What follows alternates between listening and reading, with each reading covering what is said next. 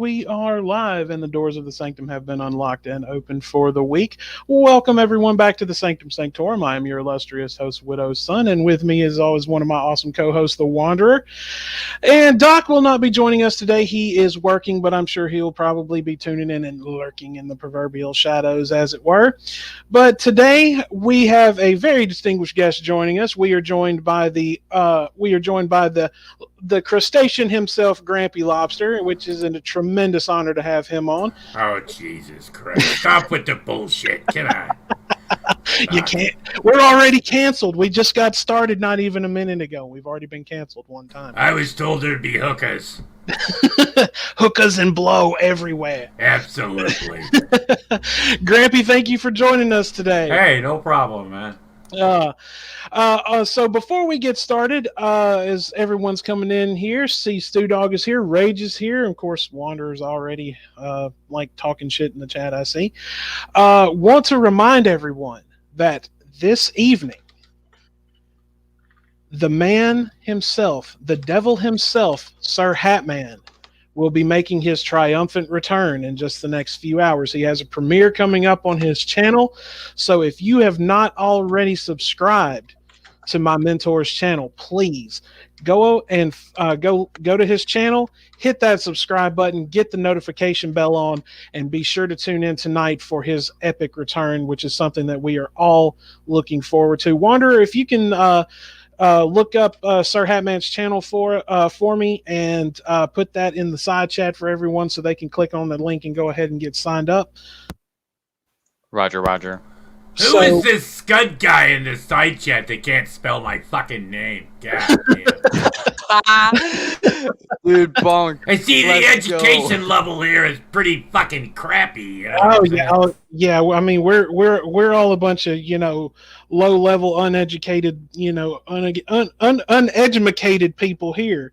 The sad part of all this is I never learned to read. So that was really intimidating. I forgot I had caps lock on, and I typed in Hatman into the search bar, and that was really, really intimidating.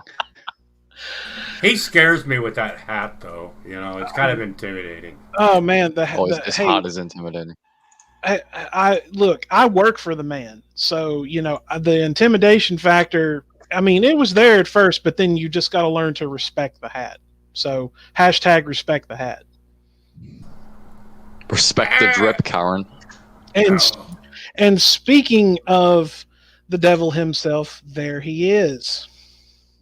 This is the most uneducated stream running right now. At least I don't believe Rick and Emo are Well, actually, they are streaming because I was in Gary Snowflake's room a few minutes ago before this started, and Emo and Sticky Ricky, probably was finger banging his dog again, but yeah, they're streaming, finger blasting his dog.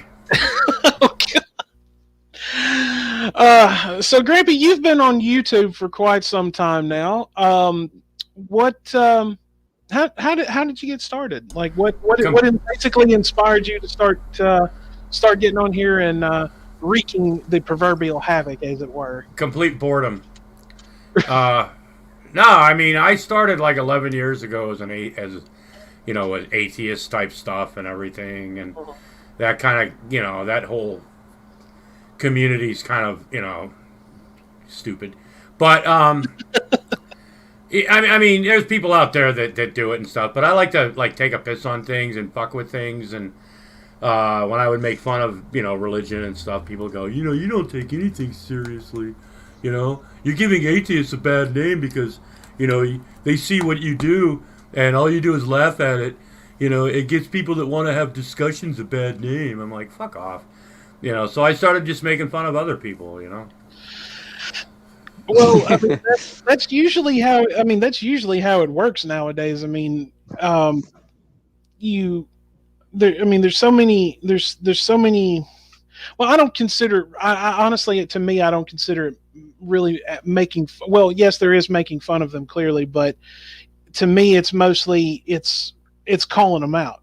It's calling them out on their bullshit. Right? Yeah, and like I would tell people, in the end, I said, look, I don't give a fuck what you believe. I don't give a fuck if you believe in some magic, spiritual, whatever. And that's not. It's the people that want to throw their religious beliefs at you.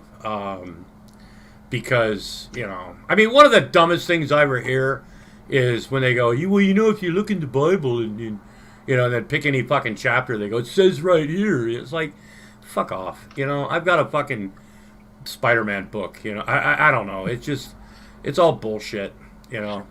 So you started out. Now, is this the great debate community that I've heard so much about? Well, yeah. I mean, and I ended up in that completely by accident a long time ago, and I wasn't in very long, because I didn't really fit in. That's why we started the Fun Brigade.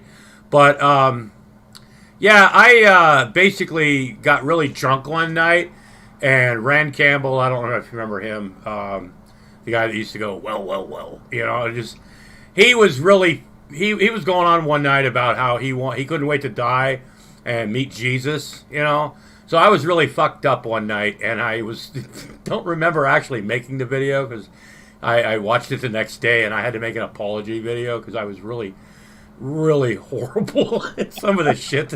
I was like, look, dude, if you want to meet Jesus, man, take your family in the fucking living room, shoot him in the fucking head, and then blow your brains out. Instant, you're going to meet God.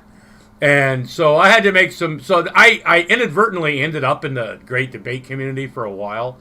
Because people wanted to, like, oh, look at this guy, he's an atheist. This is an atheist and all that shit.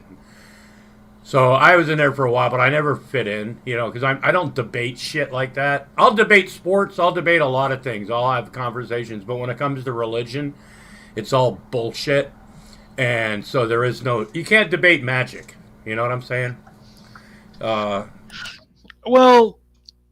and while I can agree with that, I mean, being someone who is into theology and the occult and esoteric philosophy and stuff like that, like I've had discussions and debates with people on those particular subjects, and like it's I'm not a Reddit atheist. I've never been on Reddit, Kettle Potato. By the way, I love that name. Right. I like kettle chips. But Reddit. it's I've always looked at it just as, and it's never been like screaming matches. I've been in a few of those. I used to like lose my shit and rage and stuff like that, because there'd be like really stupid people in there that I don't know. It wasn't for me. So people know my opinion on religion, for the most part. I don't really bring it up much anymore, because I'm not in. That's unless somebody wants to bring it up to me, I kind of leave it alone. Right, and I mean, I'm like you. I have a friend of mine that he's atheistic and everything, and atheistic. I love that fucking word. Atheistic. Yeah, it all falls under the same boat to me. Which I mean, if that's your thing, I can completely respect that. I mean, I have questions about it, clearly, but because I mean, I've had experiences, of course. I mean, there's been psychedelics involved. Oh yeah. Well, I get that. I mean, but that still doesn't mean anything's real. I mean, I don't believe things are real when I would do psychedelics, because I'm on psychedelics. I mean, fuck. But I mean, I've had a tapestry talk to me while I was on acid before, so that sounds pretty cool, actually. But he, like me and a friend of mine, we were sitting there, and we were just having a friendly discussion and everything. And of course my other friend was sitting there, and he just jumps in, and he got so angry, like for no reason, and just started yelling at both of us. And I'm like, dude, take her take her down a few notches there, man. Do you hear us yelling and screaming at each other? No, we're just having to, and like as soon as I had told him like to stop yelling at us, like he just got even more pissed, and I'm just like, oh yeah, like dude, there's no need for all of this garbage. yeah. I mean, I'm not one of these people that goes out yelling at people, and you're right, Panda. Unless it was Dick's outrage, I wasn't really that mad. A lot of times people would think, did you reach into your diaper and you're a cunt. No, I mean, it's like I get it, with there's people out there, I wouldn't consider myself an anti-theist, but I don't see a need for spirituality. I get it. There are people want to know, people want to think there's something beyond what life we have. People want to think, all this stuff. And I get it, what's next in the world, what's next after this, whatever, Right, we all want that answer. Yeah, and personally myself, I don't care. When I'm dead, if there's something else, then great, or whatever. If there's not, then I wasn't expecting anything, because I'm dead, Right. It's just like I'll sleep when I'm dead. I mean, thousands of things in the world will keep happening. The world will keep moving, Right, and that's it's one thing. I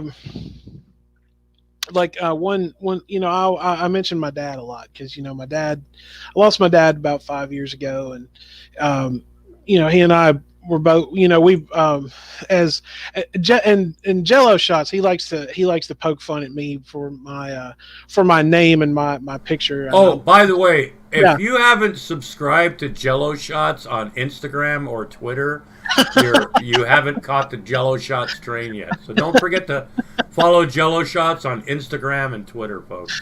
Isn't he still on Yahoo Messenger too? Probably. Yahoo Messenger. I didn't even know that existed. It doesn't anymore. Not anymore. Like I thought that so. That was something that was like real big, like in Yahoo's infancy. Oh yeah, man! I gotta tell you that Yahoo Chat and Yahoo Messenger used to be fucking crazy fun. And like it was like because I mean I was on that on Yahoo Messenger and in those chat rooms and it's like the local chat rooms, like when I was in college, and it was just it was damn near incredibly easy to just find somebody to like hook up with. Do you remember the fight rooms they used to have when they first started voice chatting? Yeah, you could go in there and start screaming at people and everything. I used to love that. This guy came in one night and said he wanted to fuck my mother. And I'm like, dude, you're a sick fuck, man. My mother was like 78 years old, laid up flat, paralyzed in a fucking bed, and she couldn't even fucking hold her own shit and pee. And you want to fuck her? Jesus, you're a sick fuck. Did he keep yelling, or did he just like? Oh. No, the whole room turned on this guy. This guy was in there for like 30 minutes. Just when I came in there, just railing on everybody, just yelling out random shit, and I just sounds like some of these sidewalk preachers you see standing in like big cities and shit. Oh yeah, the end is nigh. Exactly. It's like, what was that from? What was that from Full Metal Jacket? Been like, so you can give your heart to Jesus, but your ass belongs to the core. Oh no shit! Hey, look, when I went in the army, man, they pretty much told us the same thing back in '78. They said you might love your mama, you might love your woman, you might love. But you know what? Their heart, they did the whole thing. They might have your heart, but right now, Uncle Sam owns your ass, and putting that fear shit into you. Oh yeah. So I've always been curious to know where does the name come from? How did you become Grampy Lobster? Years ago, I was the Oregon atheist, and then I moved to Rhode Island, and I figured that name didn't fucking fit anymore. Uh-huh. So I was thinking of something regional, and I didn't want to be a quahog because then people would have, Family Guy and all that shit, which I'm a big fan. Seth MacFarlane actually went to Rhode Island School of Design. He's a son of Rhode Island. But no, and the thing out here, lobster rolls are like really big. right? Not just Maine. You know, if you're gonna have lobster, man, have it on a lobster roll, because you don't have to worry about bones and shells and all that shit. But no, I just started. First, I was secular lobster, and then, you know, I pulled a fucking stunt a few years back that pretty much ended that. But and then when I was in Oregon, I went back to Oregon. This is how the Grampy Lobster thing started, honestly.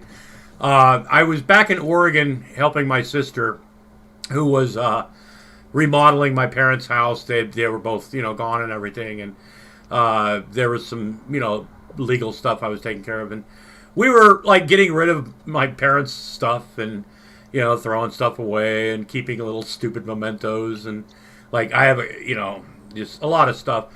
And I had some of my grandfather and my dad's old pipes and this old garden hat. And I was doing a live stream one day, and I just came on one day. I was like, "Hey, this is Grampy Lobster," and it just pretty much kind of. And then when the whole thing about secular lobster, you know, when I like pulled my little stunt, I don't want to get into it, but it's one reason why some people on YouTube don't like me. But I don't know. I just came up. I just thought, yeah, I'll try the Grampy Lobster thing. And it's been okay, you know. Yeah, it's no real big story about how it happened. I'm thinking about I need to come up with a new shtick or a new idea or something, you know. So, well, I mean, you had the Uncle Lobster, you know, for a while because you had that strike on your yeah. Uncle Lobster, he let us see. We were locked out of our studio for 90 days since our stream we did on Halloween night. And so we had to go across town to Uncle Lobster's studio because because we were locked out of our studio. So, yeah, it's. Now that came about because of emo, did it not? Yeah. Okay, so for the uninitiated into the whole emo thing, and I see Mother Tara has just joined us. Hi, Tara. So for like I said, for the uninitiated into that whole thing, can you explain who this gentleman is and how you got involved with it? Oh, emo's like this 4 foot nothing, fucking short, hairy, fat little troll, midget type dwarf that has no sense of humor.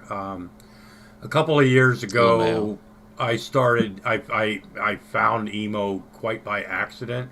I saw this channel that had like a whole shit ton of videos that literally nobody had ever watched. So I started mishmashing up emo Howling Wolf videos. And then eventually Gary Snowflake got, and I never had any problem with it. People used to hate it. You know, they go, "Oh, what are you putting this, you fucker?" You know, that stuff.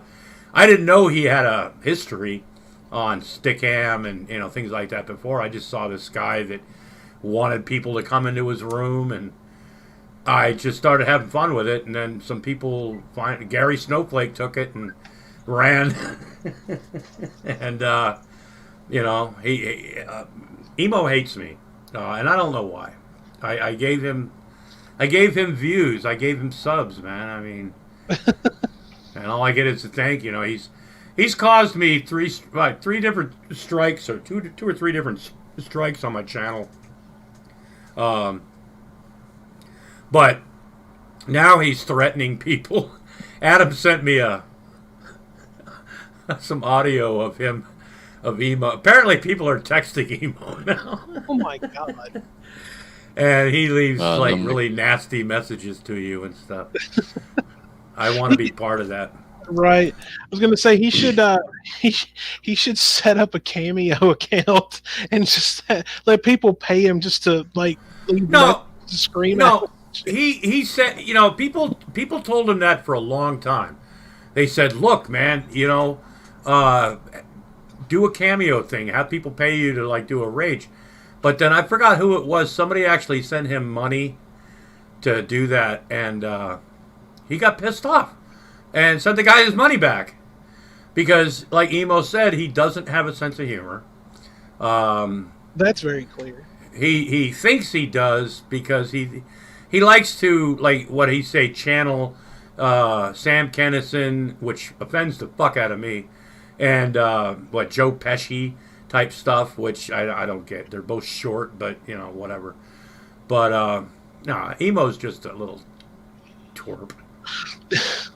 So Hey, so widow son, fuck you. I hope your family has a nice Christmas. I mean, I remember the videos. I mean, back in the day when he would talk about, everybody would rape him, and fuck him in the ass while he was when he was in school. I mean, the counselors, the doctors, everybody. Apparently, I guess people just loved his ass back then. So he started wearing diapers because if he went into a public restroom or went to the bathroom at school, somehow he would get butt fucked. And so he started wearing diapers because, his asshole, I guess, was getting a little swollen. But then he decided that he liked to wear diapers, and he actually decided he likes to get fucked in the ass, which, if somebody's into anal, I'm not judging, me, myself, the poop chute has only one entrance. It's an exit, not an entrance, I mean, when I had a colonoscopy, I felt dirty, you know what I'm saying? I had to use a suppository one time, and I cried after the fact and stood in the shower for like 30 minutes crying. I felt dirty, folks! I had a friend of mine look at me one time. We were hanging out, and he disappeared for like 30 minutes, and he came back. I'm like, dude, where the hell did you go? And he's just like, oh man, I was in the bathroom. He looked at me, and he says, man, have you ever wiped your own ass and felt violated? I'm like, yeah, you stick your finger through the toilet paper, I'm like, I honestly, and after he said that to me, I'm like, number one, don't ever ask me that again, and number two, no. So, dude, I had a guy come up to me one day, a friend of mine years ago, and he said he came back. He was having some issues in the bottom part of his body and everything, and he went to the doctor, and he's like, that motherfucking doctor told me I needed to take suppositories. I'm not shoving anything up my ass. And I'm like, dude, the doctor's not, just whatever, But he goes, I don't know. It's a butt thing, folks. So what was it that? Now I actually I had to work on Halloween, and I did miss that stream, and I try to catch up on everything as fast as I can. So what exactly was it that happened that caused him to try to get you guys struck down for 90 days? Oh, because the videos I would make about him. I have a whole bunch of emo videos on my old external hard drive that doesn't seem to want to work in this computer. But I made a whole bunch of mishmash videos with emo, and he started getting upset. So that's when he sent the strike. He waited until Halloween to do. No. Well, that's when it happened. He was on a rage, and he was trying to flag people, and he couldn't flag Gary Snowflake because Gary really doesn't use emo's face. Every once in a while he'll use some of his audio, but that's about it. So he couldn't strike Gary, so he got me. And I could have fought it, but then he would have had my personal information, which is out there anyway, But I didn't want to go through that shit, so I figured, okay, I'll just go on Uncle Lobster channel and fuck off for a few months, and then, emo is just a sad man. He's a racist prick. He called Adam E a faggot. You know what I mean? And that's just not right. No. See, this is the thing. Now I'll use a couple words. Now, emo's gay. Emo's a butt fuck. Emo is a fag for all intents and purposes. Okay. Now, what I don't understand is how, he takes it up the ass. He sucks dick. He likes guys' balls in his face, things like that. So how is it offensive if he calls somebody else that? Because he does it. He thinks it's offensive, that people are going to get... It's like junior high screaming matches. You know what I mean? You're a fag. No, you're a fag.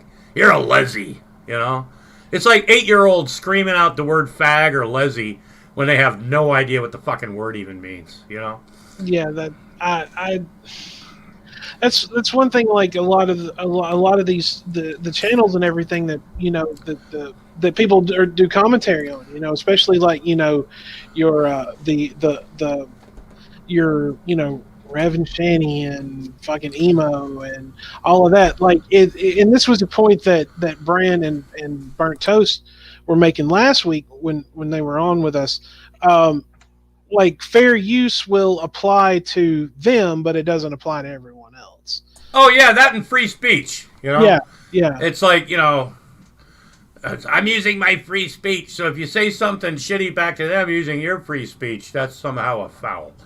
Yeah, like Wanderer, you were having an issue. Like I saw the video that you put up not too long. Like you were having an issue with something similar to this, weren't you? I am not gonna say anything about that. I do retract that video and I issued an apology, mainly because the guy was getting harassed and that wasn't my intention with the video. But that guy is a total dickhead. Who's this? He purposely, I'm not gonna say the name, but he purposely basically misleads arguments. He tries to get you caught in like this loophole in your argument. Can you put it in the side chat? I mean, in the private chat. Yeah. Put it in the private chat. So maybe we're familiar with this person. Yeah, but I saw that video and I never heard of him. Yeah, he's little known. He's a bit crazy as well. Well, we're all nuts in the fucking head, Stu Dog says free speech is. But only I was basically don't know exactly what the free part of speech exactly is. Yeah, you're free to say pretty much what you want, but you're not free from repercussions. Hold on a minute. Free with beer. Yeah, free with beer. The eagle has landed. I repeat, Yay! The eagle has landed, motherfuckers! God damn it! Wow. We ladies and gentlemen. Can you hear this box? Yes. All right, motherfuckers, let's go. Holy shit. Grampy is about to become super Grampy here in just a few minutes. No, it's going to take like a half an hour. I got to get through this box. One thing, they banned plastic bags on so many levels in certain areas, but I seem to get a lot of them, They make good packing, Witch Eagle. Yeah, it's the green eagle. No, it's not green. It's brown, actually. It's chocolate, baby. Oh, very, very nice. Hatman says, free to say what you want, but not free from the fist that might invert your face after. Yeah, exactly. I mean, like somebody like Emo, he likes to claim free speech. He likes to call out people's like sexuality, and Emo is who he is because he tells people what he is. Right. Okay. So, he believes that he's got the right to say literally anything he wants to, and he believes that nobody has the right to say anything to him. Free speech has consequences. That's right, Adam. And that I mean that is very true. It does have its consequences, but at the same time, like, listen, I'll be back in just a minute. Okay, no problem. While Grampy is doing his thing, gonna go ahead and remind everybody once again to be tuning in to Sir Hatman's channel coming up in just the next couple of hours. His triumphant return is slowly approaching, everyone. So brace yourselves because Among Us. Do what? Among Us. It is Among Us. The world will shake here in just a few moments for when he returns. So once again, hashtag respect the hat because it is going to go down here very, very shortly. Wonder how you been doing, man. I've been doing pretty alright. I'm not gonna lie, the last week's been super lazy. I haven't really done much work-wise. Mainly because we've got like 3 or 4 months to do a video game, and we're just kind of taking it slow.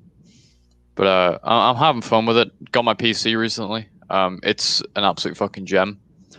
Stu Dog was kind enough to get me Fallout New Vegas Ultimate Edition, so shout out to Stu Dog. And yeah, I've been playing hand games. I was playing Minecraft with Zabrak, Bonk, and Sterno earlier this week, and yeah, it's been pretty fun. Apart from that, I was a little bit pissed earlier this week as well because of that whole video I put out. But that's all right now. That guy's fucked off, and I don't care. Wow. Well, get ready to box up your Xbox and ship it to me. As a matter of fact, that I finally got because remember I told you I bought the that one from my neighbor and he gave me the wrong power pack for it. I actually got the other one today. Oh, nice. So I haven't plugged it up and tested it just yet because I had to go adult earlier. Basically, I had to go pay rent and everything because I have to keep a roof over my kitties' heads. So I had to go adult and paid the bills, if you will. Let's see here.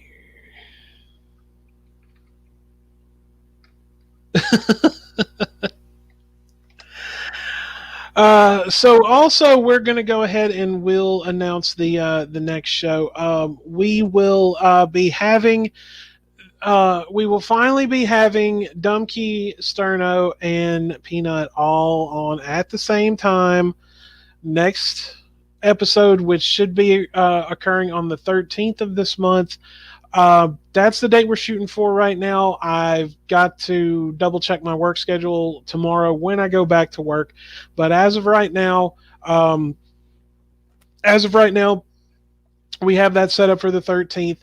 And I also want to go ahead and make an announcement now. I've heard from another set of guests that I'm working on having on right now. Like I said, I've got to find out what my schedule is going to be like next week and the week after so we can get everything scheduled. But right now, I have heard from them. They have confirmed that they would like to come on the show and be interviewed by us. But once I get a date locked, once I find out when I'm working and I can get a date locked down with them, we are going to have Hannibal and Monty come on the Sanctum Sanctorum and hang out with us for a little while and have a good time with us like we always like to do. I got to tell you something right now. Okay. I'm a straight guy. I'm a straight arrow shooting kind of guy. Right. But I'll tell you right now, that Monty is one sexy motherfucker. I mean, if I was into that, I'd do him. I'd let him pull that fucking boa around me and do horrible things to me. What was it they were saying, that the anorexic blue boa that he was wearing during the Golden Turds a couple weeks? I you know what? I like the boa thing. It's style. I mean, not everybody can pull it off, but Monty pulls it off. Well, now Hulk Hogan pulled it off back in the day. Oh, God. Now you're comparing Monty to Hulk Hogan? No, I'm not comparing him to Hulk Hogan. You were just saying not everybody can pull off the boa look. Monty can pull it off. I was saying that Hulk Hogan pulled it off, too. Yeah, that's true. Because, I mean, as we all... I mean, the red and yellow boas that he started... When he quit dressing in black and all of that shit... I mean, of course, I'm an old wrestling fan, and of course, when NWO started, I was all about that shit. Oh God! See, I was already done with wrestling for the most part by the time NWO stuff came around. I started watching wrestling like in the '60s and the '70s. Like back when it was like quote unquote real. Yeah, Hulk Hogan is a cross-dresser. I wouldn't be surprised. But no, back then it was different because there was no internet. There was no. You had magazines and you had word of mouth, and you had promoters that you know, a lot of these stars, they would only come into your town like once or twice a year. You know, you didn't have the world champion wasn't fighting on TV every fucking week, or it was I don't know, it was different. It was more. They put it on more. I get it. It's predetermined, but back then it was still staged as a legitimate athletic competition. It wasn't like a lot of smoke and mirrors and production and shit like that. That's when I used to love it, man. I mean, Jesus Christ, man. I've had Roddy Piper spit in my face one time when I was 16. Oh, wow. Yeah, I think that was the first time that I actually remember almost pretty much peeing my pants a little bit. I thought it'd be funny to get up in his face and say something, and he did that. Like when he used to like act like he's like blowing a kiss and then touch his ass, and but yeah, he was. Yeah, he got my face one time, but no, it was real back then. I mean, it was different. It's not this crap now where. You got wrestlers that hate each other's guts. This is the match of the century. It's blood. I'm going to end your career. And then the next day they're on a fucking podcast talking about how they developed a match and all that crap like it's fucking Hollywood, Right. Well, see, I grew up watching WCW. And oh, yeah. That's when you were still seeing like you were actually still getting what they deemed hardcore matches back then. But they had hardcore matches before all that shit. I mean, I watched Freddie Blassie bleed all over the fucking place. John Tolis. They had some horribly brutal matches back in the day. Oh yeah, and they weren't considered. They had. Look at the matches Mick Foley was in. Well, this is before Mick Foley. I mean, this is Freddie Blassie. Going to the Olympic Auditorium in L.A., man, or the local fairgrounds when they come around, every month. I mean, there'd be some crazy fucking shit, you know. Now, I've actually seen, like, you can still go onto YouTube and find a lot of those, like those Japanese death matches, like between. Oh, those are stupid. Like, well, I mean, the ones between Mick Foley, Cactus Jack, and Terry Funk are. Those are brutal as fuck. Yeah, I remember Terry Funk before he went like hardcore like that, and him and his brothers, Dory Funk Jr., the whole Funk gang, whatever. Did they call it the Funk Train or something? I don't remember. But yeah, but back then you didn't see these people on TV every week.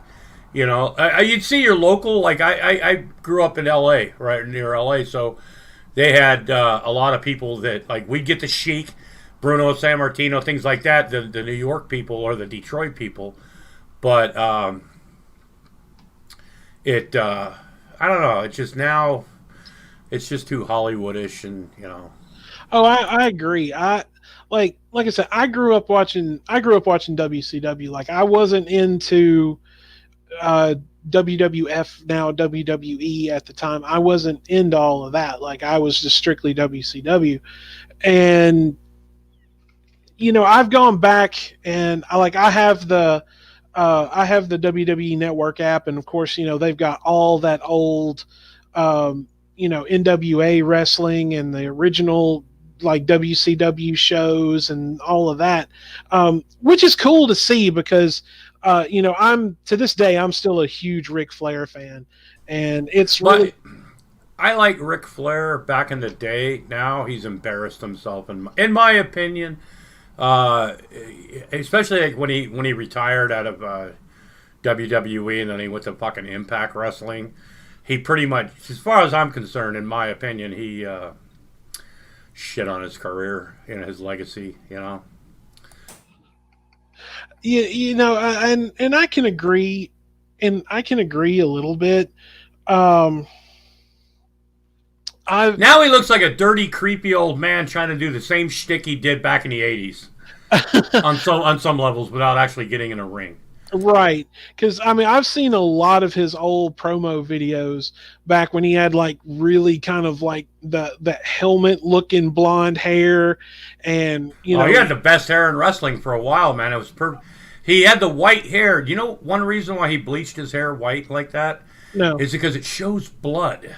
Besides that, a lot of people were like bleach blonde stuff. He wanted to be like, the original Buddy Rogers. But yeah, the blonde hair, man, it shows blood. You know, there were times Ric Flair had like a scratch, a little bit of a scrape on his head, and he would bleed because he knew how to bleed, and it would get in his hair, and it would look like his head was just caved in sometimes. But I saw the Von Erichs. Let me see, 2 of the 3 Von Erichs beat Ric Flair for the title more than once, but then the decision was reversed and shit like that. I'm sorry, Lady Vac. She doesn't know anything about wrestling. So I don't know. I don't even really watch it anymore. I watch Jim Cornette's podcast and some highlight shows and stuff like that, but none of this stuff even interests me enough to. If you've never checked out the channel, check out one called Wrestling with Regret. Yeah, I watch that sometimes. He's pretty good. Yeah, I like that. I like him. I've watched quite a few of his pay-per-view reviews, especially like the ones that I remember seeing as a kid. Watching WCW and actually even getting to go to a couple of them. I got to go and see a couple of the uncensored pay-per-views and the Spring Stampede, and I got to see Nitro and all of it. And I mean, being a kid, I mean. Oh yeah, being a kid, it's and if that's all you knew or something like that, it's. And plus, getting to see guys. Like a lot of the older guys, like Hulk Hogan and Ric Flair and Arn Anderson and all of these guys, like getting to see them up close was really, really cool.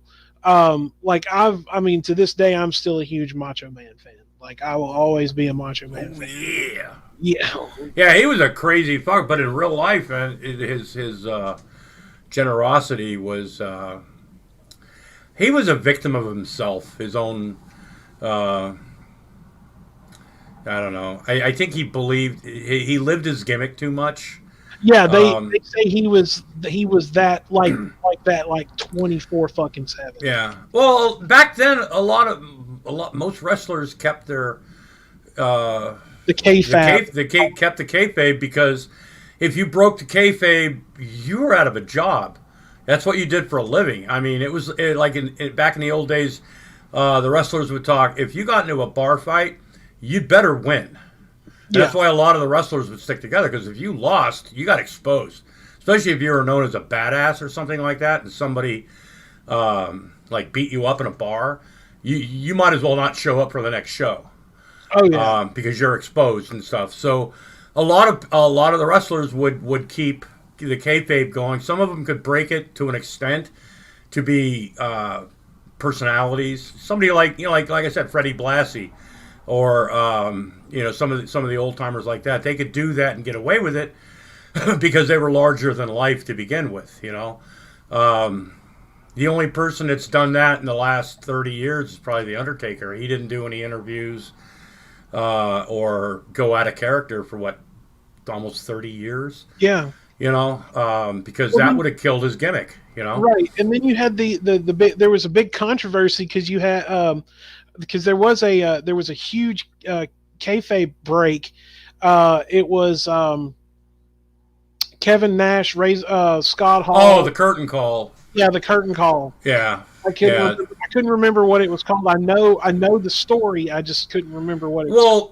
Well, Razor and Diesel were going to WCW. It was the last time they were going to be together. And Shawn Michaels and Triple H and the other two were good friends, so they decided, depending on who you say, some people said they had permission to do it, but nobody really knew how they were going to do it, or I don't know. But Triple H was the one that got penalized for that because they couldn't, because Diesel and Razor were gone, so they couldn't do anything to them.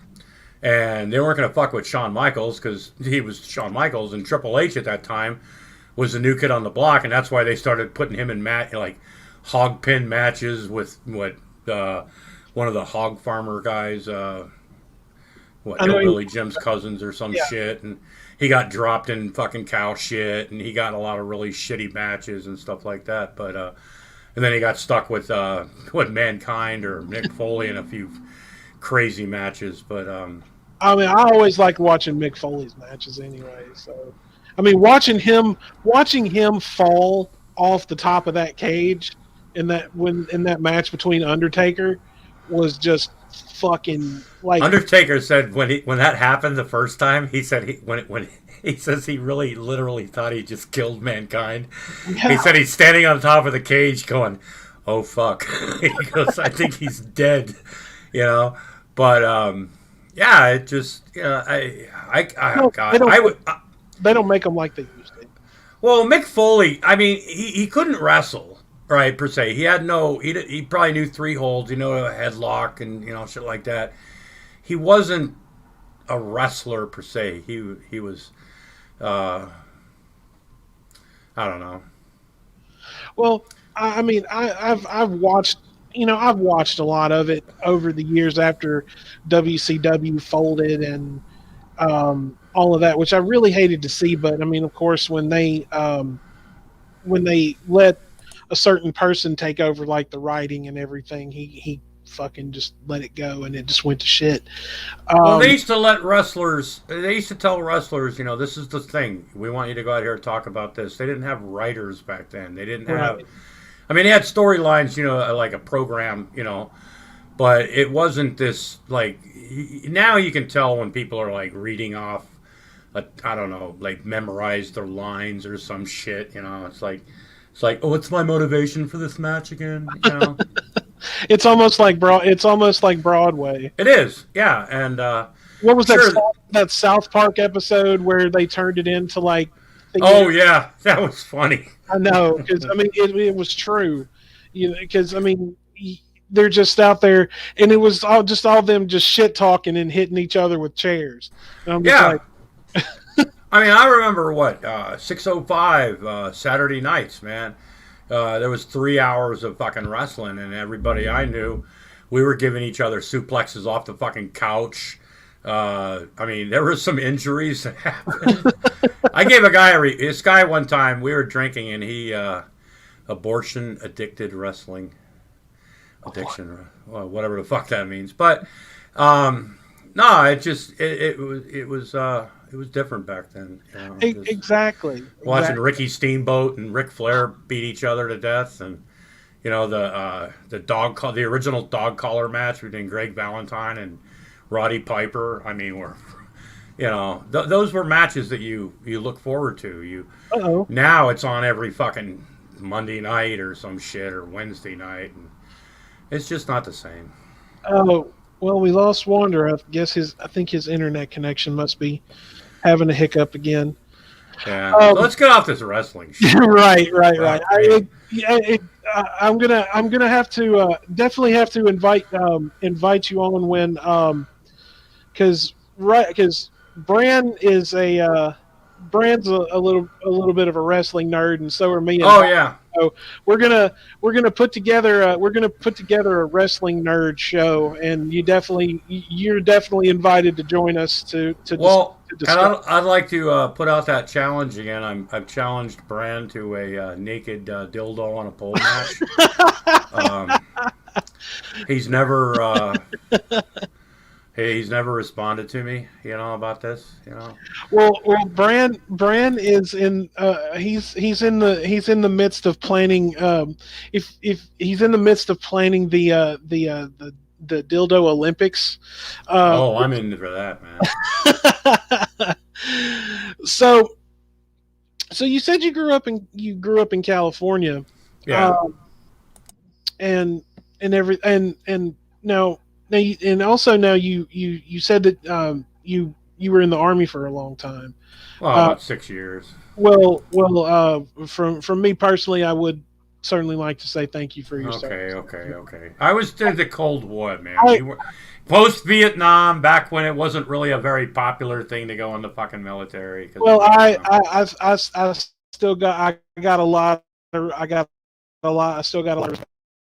for you guys. I got buddies. I learned how to do drugs, and I signed up.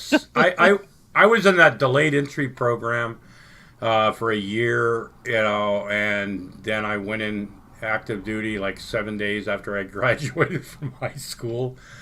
6 years later, I came out just as dumb as I was before, because when you go in the artillery, there's not a lot of room for, there's not a lot of jobs that call for, former cannon cockers or gun bunnies in the fucking civilian life, Well, because you were talking, because I had mentioned the whole thing about basic in Full Metal Right. Jacket just a few minutes ago. So was your experience similar to that? No, it's different. I mean, I grew up around the military. I was a Navy brat, San Diego, Long Beach, up and down the West Coast, shit like that. I was familiar with what went on in basic training because my father was a company commander at NTC in San Diego with the Navy for right before he retired. Plus, we used to go across. We lived right across the street from the Marine Corps Training Depot and the Navy Training Center in San Diego. So we had drill instructors as our neighbors, right? Oh wow! We lived in the Navy in the government housing, and we would be told what day like the buses would be coming in with the new recruits and stuff like that for both places, and that was our entertainment. We loved watching these guys get off the bus and just getting humiliated, because this was back in the early 70s before a lot of changes were made on what you could do and what you could say to new recruits and stuff. So when I went in, I kind of knew what I was getting into, but you don't know what you're getting into until you get off that. You arrive in the bus, and that drill instructor or drill sergeant walks in the bus and says, "You've got 4 seconds to get off this bus, and 3 seconds are already up." And so you saw people like climbing over. It was like one of the most surreal moments of my life. But I have a sense of humor about it, so I got in trouble for laughing a lot. They said I didn't take shit seriously, and I'm like, dude, when I get nervous, I laugh. But they didn't. Your company didn't like beat you with soap and soap. No, I never got that. I mean, there were things, like blanket parties were a thing back then. Because if you were in a squad or a platoon or something, and you had a fuck up, everybody was punished for one person's mistake. So there were times where they'd say, "Look, something needs to be done." I don't know if they Code Red. I saw that Jack Nicholson movie and shit. Few Good Men. Yeah, but it wasn't anything like that. But there were a few times where people got, a blanket thrown over in the middle of the night, some tent poles, and other random things where they got beat with. But I never was, Okay, so now I have a question. What was the weirdest or strangest thing that you saw during your time in basic? In basic? Yeah. I was. This is a true story. First time we went to the rifle range to practice and qualify with M16s. Mm-hmm. At Fort Sill, Oklahoma, there was this giant fucking outhouse, right? It had like, I don't know, tons of seats and stuff. They were all wooden and everything. And me and this guy, we were on guard that night. It was our first time bivouacking. And we were going to walk into the latrine to have a smoke, because you couldn't smoke on guard duty. So you go into the latrine and have a cigarette. And me and this guy walked in the fucking door of the latrine, and there was these two guys with their helmets on, and their pants were around their ankles, and they were jerking each other off. Oh, God. And so that had to be interesting to walk in. Yeah, it was like weird as fuck, right? So we didn't know what was going on at first. We heard some noise in the latrine, so we went and got a drill sergeant. This guy, Drill Sergeant Ballard, he was this tall, skinny fucker from Tennessee. And he came in, he had this Coleman lantern that would light up half of the state of Oklahoma and at night. So he come in there and he flipped the light on, and these two guys, you're right, Harley, that kind of escalated. But that's pretty much the weirdest thing. But it, like, living in the barracks though in Germany, I saw some of the most Lady Vax says, "Oh my God, I clicked off for a second and came back to jerking each other off." But I saw in the barracks, I mean, like, okay, I never lived in a dormitory. I never went to college like that. But the barracks life, especially like when I was in Germany in the 70s, I saw some of the most debaucherous, totally non-gay things that guys would do in parties and stuff. And I knew fourth floor in our barracks was known. It's where all those support people like lived in the barracks, and there used to be some of the craziest fucking Jesus gangbangs, fucking. Or I mean, it was. Oh my god! It was some of the craziest fucking shit I ever saw in my life. You know, totally not gay though, right? Because I guess no eye contact was made or some shit. But, just like we live on the fourth floor, but we ain't gay or nothing, you know. No, it was as long as I keep the socks on. Yeah, no eye contact and keep your socks on. Yeah. But yeah, no, I and because you get a lot of people back then they were the Germans are horny fuckers. Oh my god, yeah, I got some stories about that. But no, some of this stuff because like I was young and stupid. I was 18 years old, right? I hadn't even I smoked pot like twice before I went in, or a few times. I mean, I wasn't a pothead or nothing like that. I didn't know what drugs were. When I first went over there, I didn't know what hash was. These guys are like, hey, man, you ever do hash? I didn't know if you ingested hash. I didn't know if you snorted it. I didn't know what the fuck it was, right? And then I fell in love with hash. And then I fell in love with other drugs and got in trouble a lot. And, training and stuff. That's like when people... Have you ever seen the movie Stripes? Yes. Okay. Now, take away the goofy shit, with the big... the Winnebago and crush it, the East German or whatever like that. But a lot of what you saw because when I went to basic training, we had those same kind of barracks, the old wooden barracks, and all that stuff, a big open bay.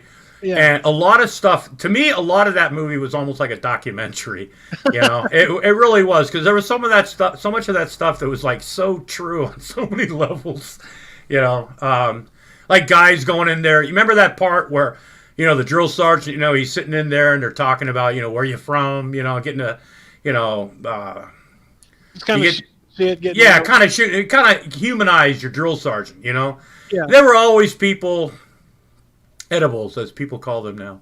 Absolutely. Oh, fuck yeah. But you get these people, it's like, I drove a 1971 Volkswagen bus. Okay. I had an 8-track player in it, right? I was baffled by how many people I met when I went in the Army had Harley Davidsons, Trans Ams. One guy used to go around with pictures out of a magazine showing people, this is my car. Or guys would get pictures of women out of magazines and go, this is my girlfriend back home, type shit.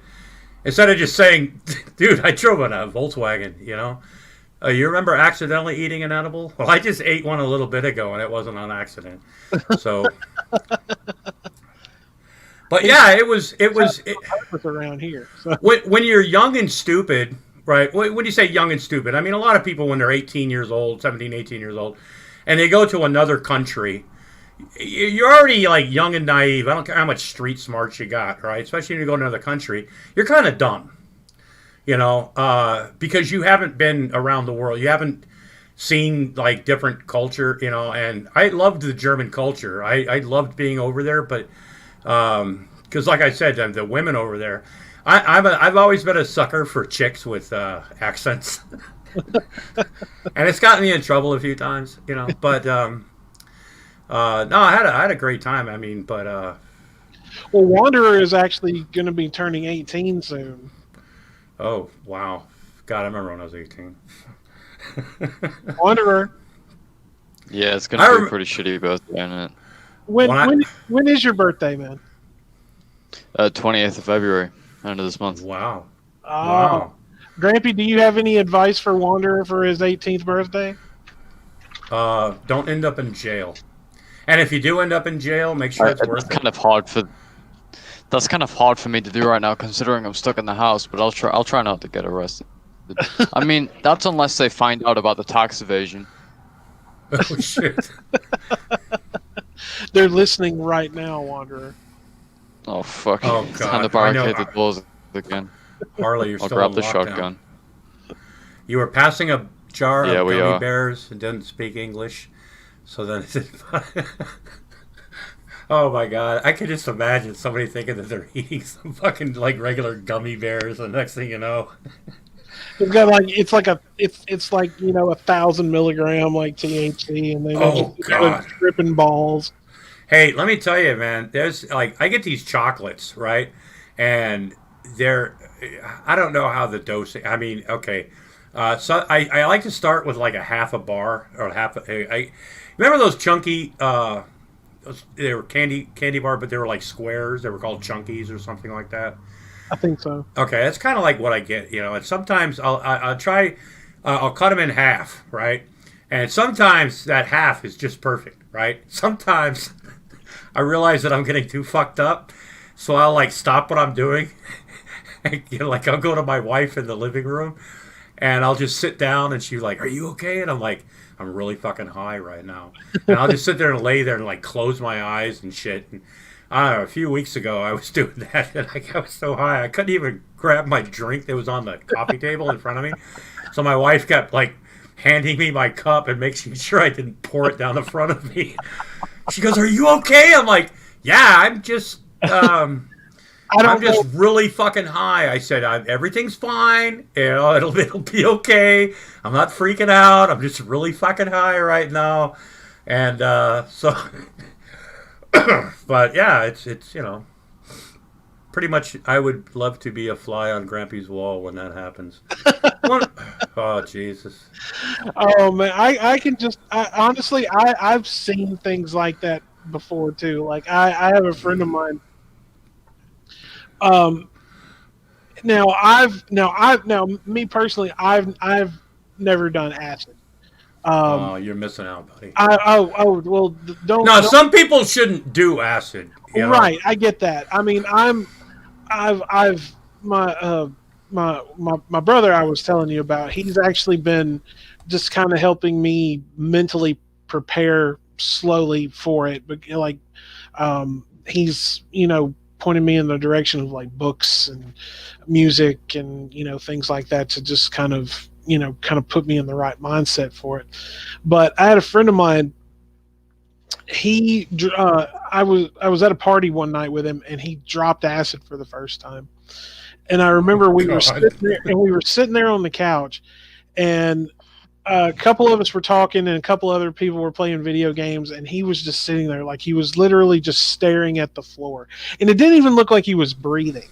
Yeah, but you know what? There was probably a lot of interesting shit going on the floor right about then too. You know what I'm saying? Right, and we just kind of like everybody stopped and was just staring at him, and we just looked at him like, "Man, are you okay?" And he didn't say anything. He just kept staring at the floor, and about an hour later, he looked at everybody. He's like, "Yeah, I'm fine, man. I'm fine." Yeah, I've done that. Like he just answered like we asked you that an hour ago. Yeah, it seemed to him like it was only like 5 seconds ago, man. I mean, right. Fuck. Like it's like every word like took like 20 minutes to hit his eardrum. Before he pieced it together. I don't know. I never had, I've known people that have done that and they've had a really bad time. A lot of times it's I don't know, it's your brain chemistry or something like that. I don't know. But some people get really paranoid. Some people will never have a good time on it, I never had a bad trip. There was one time when I was in Oklahoma though, a bunch of us we used to play Uno with five Uno decks. And like the wild cards from like another 10. So you got like 6 or 7 of us, and Uno games on acid are something that you should like with about 6 people is something that I think everybody should try once. But this guy was playing. This was back when they had like really big stereos and really big speakers, Kenwood, Pioneer, all that shit. Well, this guy, this buddy of mine, we were at his house. Now this is back when they were putting like 18 and 20-inch speakers in these things. Oh yeah, they were humongous. And this guy put in AC/DC's Back in Black album, nice. And he pulled the grill covers off the speakers, and we're all tripping, and it was like wild watching the fucking woofers like just bounce and shit. And this one guy, man, I don't know what happened in his head, but he reared off and just tried to kick a 50-yard field goal into one of those speakers. And when you've got when you've got somebody tripping on acid, and they realize that somebody just kicked their like speaker, that those things were expensive, you know. A bunch of guys tripping on acid trying to convince this motherfucker not to kill this guy. Like, sure he deserves it, but let's wait till tomorrow. Wait till we all come down, and then we'll take care of it. Yeah.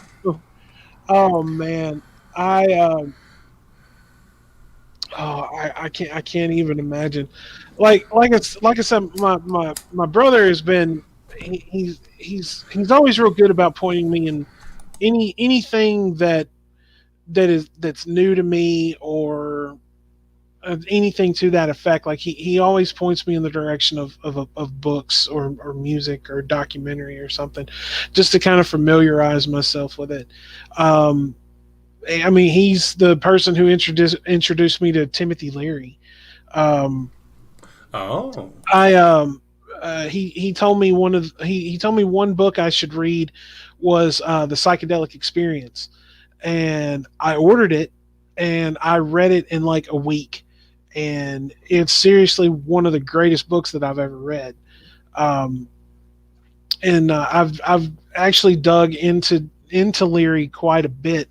So, you know, like I said, he's turned me on to Timothy Leary and Terence McKenna, and you know, a lot of these psychedelic gurus who actually knew what the purpose of these things were.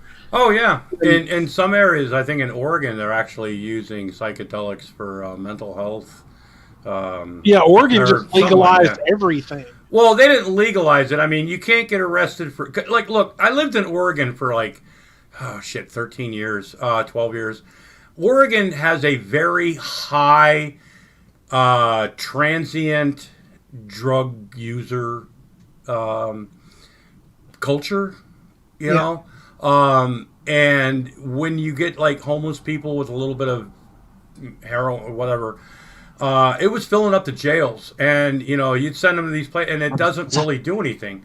Because I don't know if people don't realize this, but you know, putting somebody in rehab doesn't do shit. So it probably eliminated, you know. I don't have a problem with somebody who wants to have a little bit of that shit, you know. I mean, it doesn't bother me a bit, you know. I agree. If I didn't like a lot of that stuff too much, if I didn't have so much of a good time at certain parts of my life, I'd probably be doing it myself. But you know, then I found out I liked some of that stuff a little bit too much. So now I just stick to weed and Prozac. And sometimes at the same time. Every day, if I can.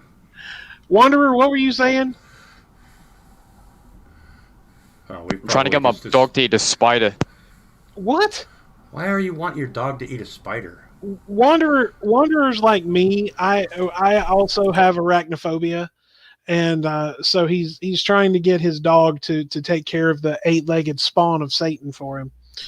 Oh, I hate spiders. I mean, I'm not afraid of them. I don't like I mean, well, it depends on how big they are and where they're at, you know.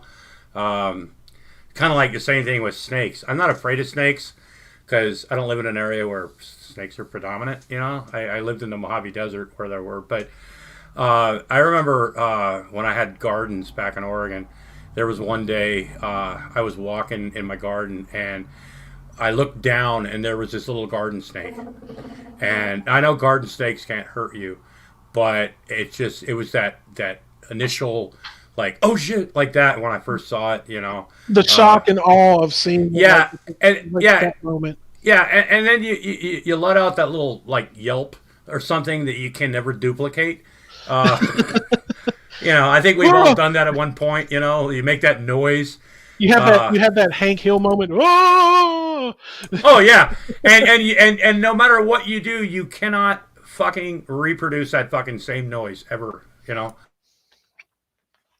Oh, we growing up, we had a I grew up with dachshunds, and holy shit! What? Wiener dog. Spider, man. Did you kill Spider-Man? Fuck that. I killed the spider. I destroyed You it. killed it or Bobby killed it? Well, Bobby killed it, but I did it. Your dog's name is Bobby? Damn Yeah. it, Bobby. I like that. He's adorable. He's the best. Bobby, do you want to say hi? Do you want to say hi to the lobster? Don't try to eat the lobster, okay? Hi, Bobby! He heard you. His head. Who's a good boy? Damn it, Bobby. Hey, Bobby, go pee on the floor. No, he's potty trained. He goes outside. Look, let me tell you something. Like, anybody that's ever owned a pet, is your pet ever, like, I don't know. I've had pets before that knew when to go, where to go, things like that. But sometimes they get a little bit mad at you or something like that, and they'll like crap right next to their box. Or instead of like going all the way outside, they'll get to the door right outside the door on the fucking deck or the porch and just shit. You know, and it's like fuck. Murder on the Sanctum. We don't really have like a litter Sanctorum. tray or anything for Bobby, but like it's like basically the garden has now become his own personal shitting ground. So he basically just picks a spot, even if it's right outside the door, and just shits. Oh God, I had these That's three dogs. I had a Pomeranian, a Blue Heeler mix, and a Corgi Basset. That's a wonderful mix. They would go when they would go outside to go pee. One of them would find a spot and pee on it, and then the next one would come by and piss on that same spot. And then the third one would come by and piss on that same spot. Well, hey, at least they were consistent. Consistency is key. Territorial It's like, battle. this is my spot. No, it's my spot. It's like, God, I'm surprised. You know, putting him in the car, it was like having kids, too. You know, it's like, stop fucking with each other. Don't ever touch your brother again. Never. You're never allowed to touch your... I used to get like that with my dogs, man. I will turn this car around. Oh, yeah. I took a... You know, they knew, too, when they went to the vet, that on the way home, we'd stop at Burger King, and I used to get them like a cheeseburger. You know, and they knew... Yeah, I'd tell them flat out. I say, y'all knock it off. We're not stopping at Burger King today, man. You know, I mean, fuck. Well, see, I have cats. I have 2 cats. I got a retarded cat. Retarded cat. Well, Seriously, damagedly emotionally. We get our cats from like the Bobby, stop biting my foot. Ow. ASPCA, the animal shelters and stuff. Yeah. And we always get the animals that have like personality problems. You know, like the cat we have now, we've had for a little over a year. She likes my wife, doesn't really like me unless my wife's gone for a couple of days and I'm the one left feeding it. Then she'll kind of like warm up to me a little bit, but if my wife's around, this cat will have nothing to fucking do with me. And I'm like, dude, you stupid bitch, I'm the one that buys your fucking food, you know. but no, it's just, you know, the cat had like it likes to hide, and when we first got it, they got it into the cat carrier. We got it home. I didn't see anything but the cat's eyes, literally. It's like a brindle color. I didn't see anything but Callie's eyes for like a week. My wife would put food out, and we'd know in the morning that the cat came out and ate at least, and he was using the box. But yeah, she likes to hide. My cats are just spoiled. Like I have my oldest one, Fiona. She is the queen of the universe. Very prissy. Loves attention when she wants it.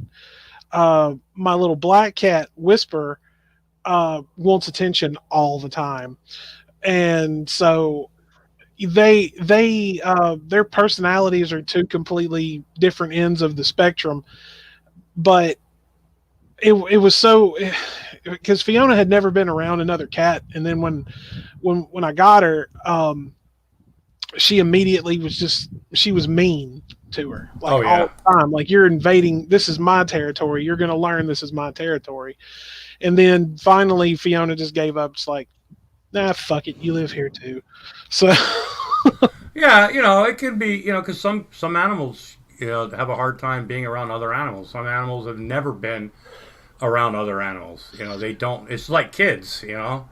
And I'm like, they all have different personalities and shit. You know, some don't like to share. Well, and see, I'm like you. Like Fiona came from the Humane Society, and she was part of a. Well, speaking of Fiona, there she is. Yes. Are you going to say hello? Go shit outside the cat box. No. Show him who's boss. Do not encourage my children, Grampy. Do not corrupt my children. I am not a role model, folks. I've told that to people over and over again, man. No, you know what? I love it. I used to have animals that had more personalities than, I mean, it was like, seriously, every night at dinner, they all had to have their own fucking bowl. They all had to have this. They all wanted certain things a certain way. And I was, you know, I mean, I enjoy it, you know. I mean, like with our cat now, the cat really doesn't have anything to do with me, but you know, we're giving her a nice place to live. You know, I mean, she had a hard life. Ow, Bobby. We had another cat. The cat we had before this, she passed away like a year and a half ago. We got her or him. His name was Everest, and he was this big fucking white hairy cat.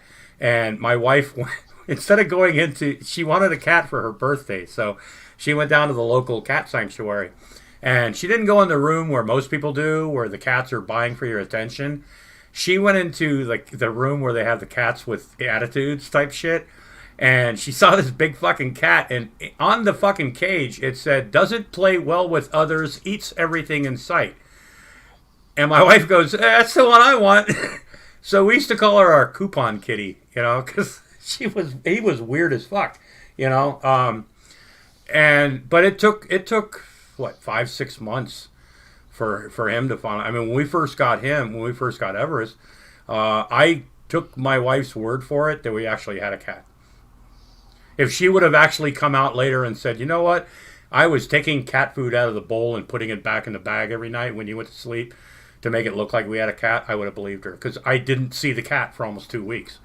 And finally, little by little, it started coming out more, because they don't like stress, you know. And like our house, it's just me and my wife, and there's no stress. I mean, I do this shit, and even the cat we have now, every once in a while I'll be on the internet, and the other night I was on a live stream, and I looked down, and my cat is underneath my desk, like looking at me. And I'm like, "Since when do you come in this fucking room when I'm in here, you know?"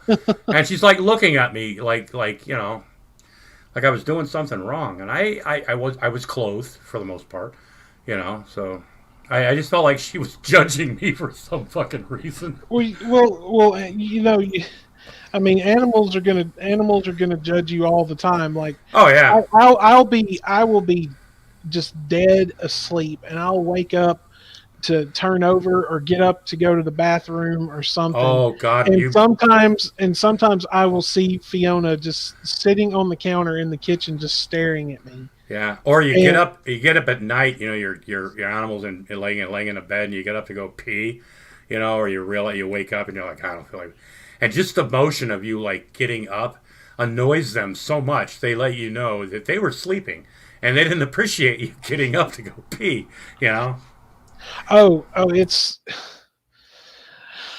Jesus Christ. We've talked about wrestling and we've talked about retarded cats. Boy, I bet you thought this was what you were going to get today. No, this is pretty much, I mean, the show, like I said, you know, we talk about everything here, you know, and that's the whole purpose of it, you know, like, yeah, it's like just a radio, like a talk radio show where you just sit and bullshit, you know, and that's one reason why, you know, I just don't yell Baba Booey, okay? Oh no, this isn't the Howard Stern show. I actually was watching or listening to the Howard Stern show. I drove a truck when I lived in Baltimore. I drove a truck. I used to go like New York, DC all the time. Pennsylvania, like that. And back then, Howard Stern was only on in New York and Washington. And the Baba Booey episode, I remember watching that. And if you don't know do you know what Baba Booey was? Okay. That's one of the guys that worked on his show, I think. Right. Yeah, Gary Delabate. But the whole term Baba Booey, do you know where that came from? No. Okay, there used to be a cartoon named Quick Draw McGraw. Oh, yeah. And his sidekick was Baba Louie. And when Gary Delabate was trying to do something about the Quick Draw McGraw, he said Baba Booey instead of Baba Louie. That's literally where Baba Booey came from. I had no idea. Yeah. I used to watch when Sam Kinison used to come on his show when he was still doing the radio, when Howard was still in New York, doing just like a regular radio show. And Sam Kinison would come in, and because his show would come on at 4 o'clock in the morning. And I'd be driving or waiting for like stores to open and stuff. Yeah, it was a vendor, truck driving vendor type thing. And so I listened to a lot of Howard Stern back then. And Sam Kinison used to come in. There used to be some... He used to bring in like naked strippers and shit like that. You couldn't see it on the radio, but the DJ... But they'd have like newspapers covering... They'd cover the windows of the studio with newspaper. And there used to be all sorts of... like just the bot drinking. And when the girl came in at 9 o'clock to do her show... Her name was Meg. She used to always complain about the stench of alcohol and whores and shit like that. I wonder, is that what your 18th birthday is going to be like? Sorry, I was just gone for like the last 5 minutes. I was wrapping up some pizza for tomorrow's lunch and then also kicking Bobby out for biting my toes. Wow, he sure is one hell of a fucking co-host you got there. He's been popping in and out. Oh, hell yeah. No, I was just asking, is that what your 18th birthday is going to be like? Are people going to complain about the smell of booze and hookers? Probably. One can only hope. I mean, Hey, I think on my 18th I want to get super wasted. My 21st birthday, I was in Fort Sill, Oklahoma, and we had stayed up the entire night getting hammered fucking drunk for my 21st birthday. At 6 o'clock in the morning when the liquor stores opened up, these guys, they got this big beach towel, and they wrapped it around my back and put a clothespin or like a pin on it to make it look like I had a cape. And then they taped my ID card to my chest, and then they took me to the liquor store. And the guy cards me, right, and I just like puff out my chest so he can see my ID card and shit. You should have looked at the guy and be like, "I'm Liquor Man." Yeah, that was pretty much it, man. I bought like $100 worth of fucking alcohol, man, and we drank the fuck out of it. And but that was back when you're young. You can do shit like that, and then get up in the morning and run PT. You know what I'm saying? You're like, you wake up in the morning, you feel like shit, but a couple hours, later, after breakfast, something like that, you're like, or in the morning you wake, I'm not going to get drunk tonight. Oh, fuck. And then after breakfast, you go into, work formation, and you go down to the motor pool and you and your buddies are going, hey, man, we on for tonight? Fuck yeah, or I'm not going to get that drunk tonight, man. And then you get, bullshit. You're going to get worse, because it's like it didn't kill me the night before. Maybe I can do a little bit better tonight, Oh, how's your liver, by the way, Grampy?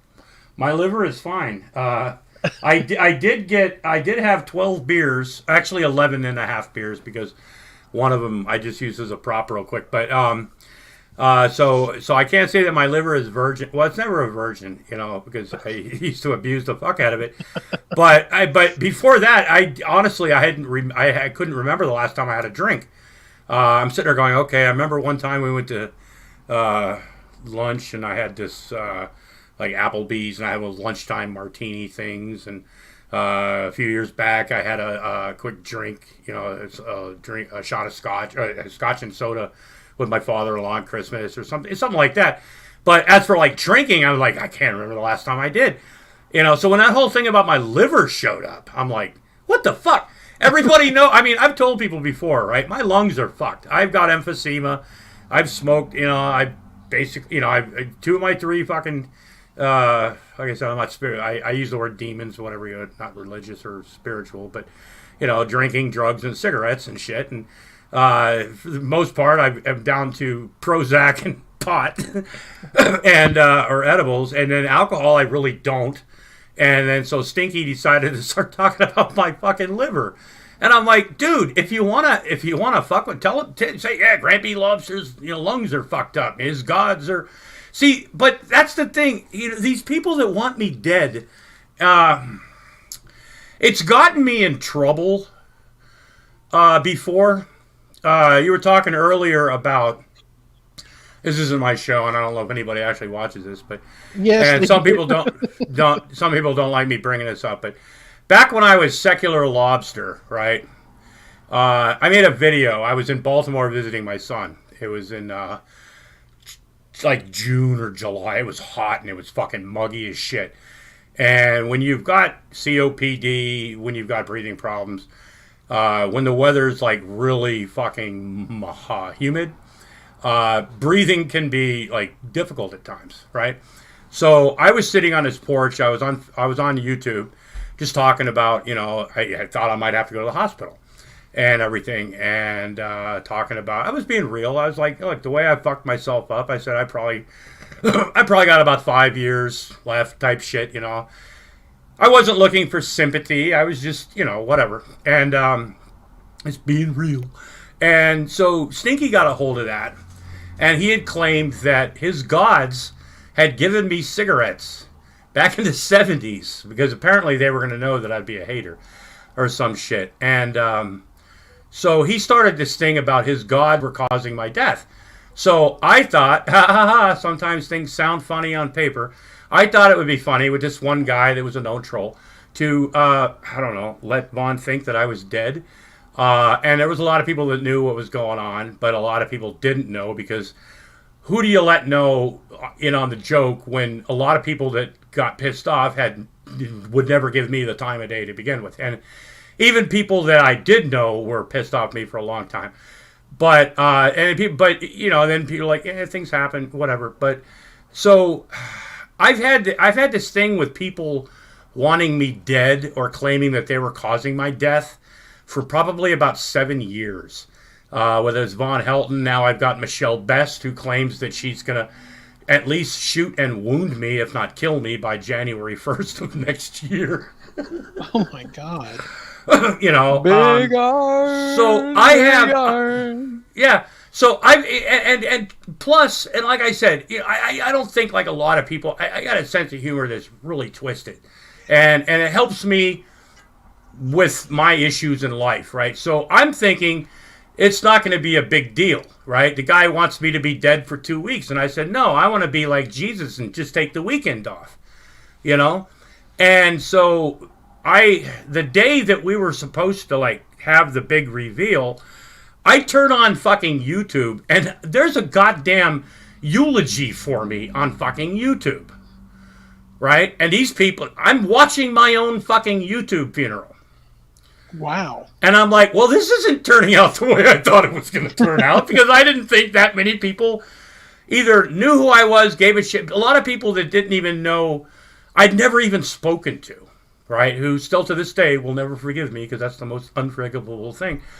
But so I thought this would be funny, and then when I made my appearance, shit went fucking crazy. Shit went downhill like fast, and there were people that, and there's people watching this right now that probably remember, but I have a weird way of, I didn't think people were going to take it the way they did. I honestly didn't. And but it's kind of like how I handle my chronic issues or whatever in life, type shit. I find things sick and twisted funny, throwing swerves. I'm not a troll because people shirtless folks, but people know what I look like. Okay. So that's pretty much where Secular Lobster died.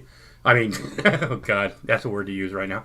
But that was pretty much the end of Secular Lobster. And if you watch some of my videos lately, I've got little clips of my old videos where you'll see Secular Lobster, Clam Shack, Chili House. That's what I used before Grampy Lobster and Lobster Studios and Hot Wiener Emporium. And no, when wieners, I'm not talking about cocks, but it's a Rhode just so Island we're thing. clear.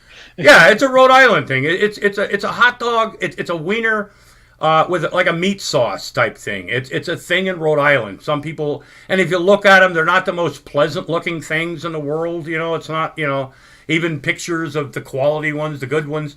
Yeah, it's a hot dog with some fucking meat sauce and celery salt and onions on it. That's all it is. But it's something that if you, I love them. And yeah, Woonsocket, Harley, I'm telling you right now, this is a weird fucking place, and that's why I love it, man. This is an old mill town. It's French Canadian. You will be hard pressed to find. There are more LaCroix, French sounding names. A lot of businesses up until the 70s. A lot of businesses still advertised in their signs with both being. Some of them were still in French. It was a mill town.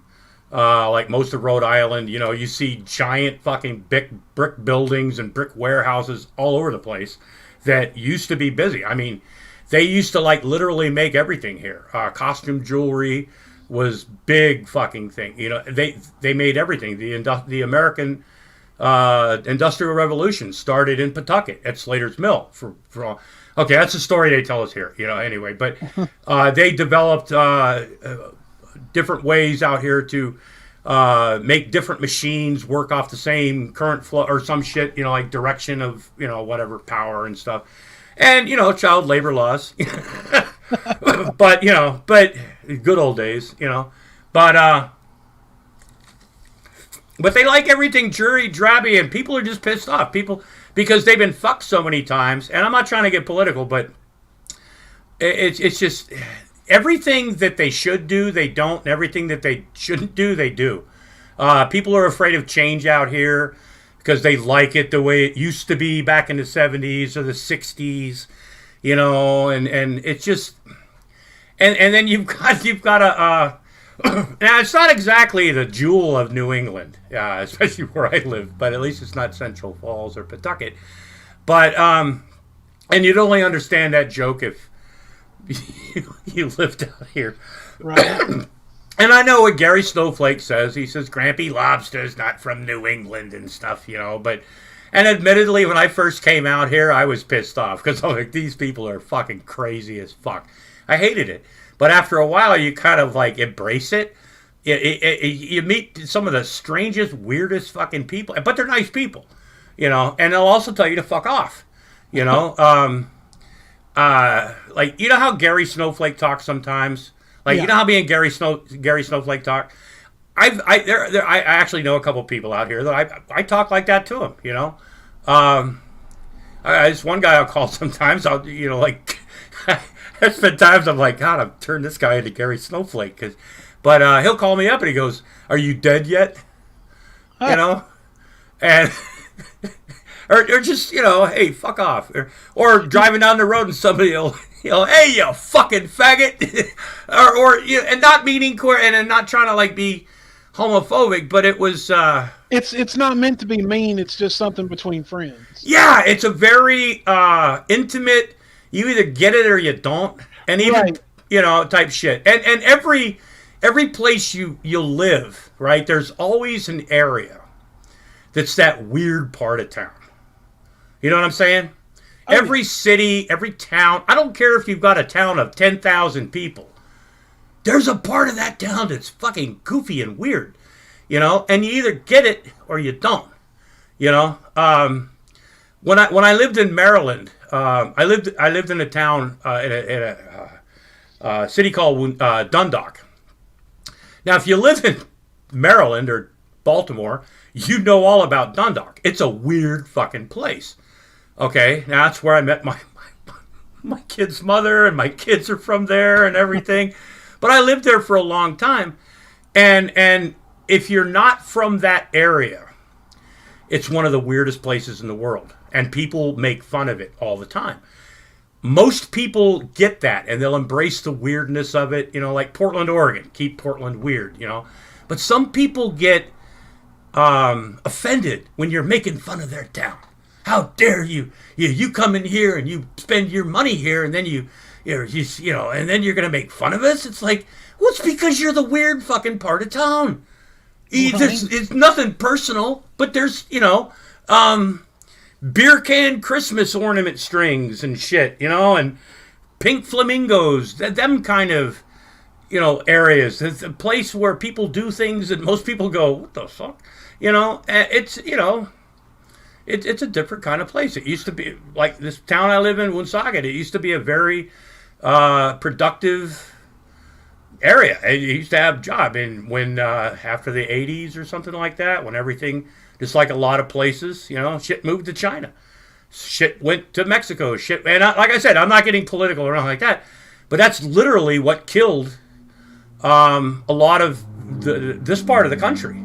Right. Because a lot of stuff that people used to make, like my father-in-law worked for a jewelry company. He made a lot of money. He had a pension from it. There were a lot of people. If you go down, drive through Providence or any town with somebody that's lived there for a while, they go, "Oh, there's the old something building. They used to make this here. They used to make," and you're like, "Wow, I didn't know." It's like they made everything there.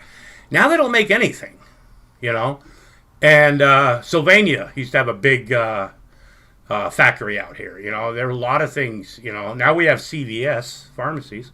They're based in my town, but I don't know. Well, now you were talking about like friends picking at each other, Yeah. calling each other names and all of this, and it's just strictly out of fun. Um, my dad, my dad was the same way with his friends. Yeah. My dad was a firefighter Yeah. for Oh, 20 yeah. years, and one of his best friends was a guy named Steve, and they had this thing to where when they would call each other on the phone, they would always call one of them would call the other one some bitch. Oh, yeah. And my dad was telling me one day that Steve called him on the phone at the house, and they were talking, and all of a sudden he said, Steve just goes, "Are you mad at me?" And my dad goes, "No, why?" And Steve goes, "Well, you didn't call me a son of a bitch." And my Oh, dad yeah. goes, "Oh, well, I'm sorry, you son of a bitch. How you doing?" And so that was just a thing between them. I know And what you meant, Ladyback. I'm sorry. Go ahead. and that's and I have the same thing with some of my friends. Light Like bulbs. I have I have a couple of friends of mine. Like every time we see each other, we're just like, well, hey, we're like, well, hello, Puddin'. Well, hey, Puddin', how you doing? Look, Just shit like that. I was giving a friend of mine a ride down the street one day up to the store, and driving slow. It's in a residential area. Got the windows down, and I see this motherfucker running towards my car, yelling, "You stupid motherfucker! You son of a bitch! Fucking A!" And at first I thought, "Oh my God, we're being carjacked. Something's fixing to happen." Well, it was my friend's guy. He went to school with the guy, right? And they start like look. When I first came, I was at my weed guy's house one day, right? Like I said, I'm a big fan of accents too. That's one thing I love about New England. But I was at my weed guy's house one day, and we're sitting on his back porch, and we're looking over this whole city of Woonsocket. It's a very good view. It's Anyway, so his phone rings, right? He's got it on speaker, and he's talking to his buddy, right? I didn't know anything. The very few things that were. I was very. I hadn't been here very long, right? Anyway, these two guys were talking to each other on the phone like they hated each other. They wanted to kill each other. They were going to fuck their sisters. They're just, it was like funny as shit. I'm in this chair. Admittedly, I was stoned by then. But it was some of the funniest shit I had ever fucking heard. I'm dying. And this guy's looking at me like I'm nuts because we haven't known each other that long at this point, right? This is like 8 years ago now. But anyway, so he got off the phone. I was like, dude, I said, and he didn't get it. And I said, you know what? I said, if I was to have recorded that and looped it on a fucking video, it would have gone viral. I guarantee fucking to you, that was some of the funniest shit. You would have thought it was like New England, like it's to me, it's like guys. They're not like women. Like you guys can be emotional and guys can hug each other. Now we have the bro hug, things like that. Some cultures, guys kiss on the cheek, whatever like that. But to me, this is kind of a way for guys to have that emotional bond. They don't want to like cry and go like, like drunk white guys. It's funny as shit. Dude, I love you, man. You're like my brother. White guys a lot of times tend to get really emotional.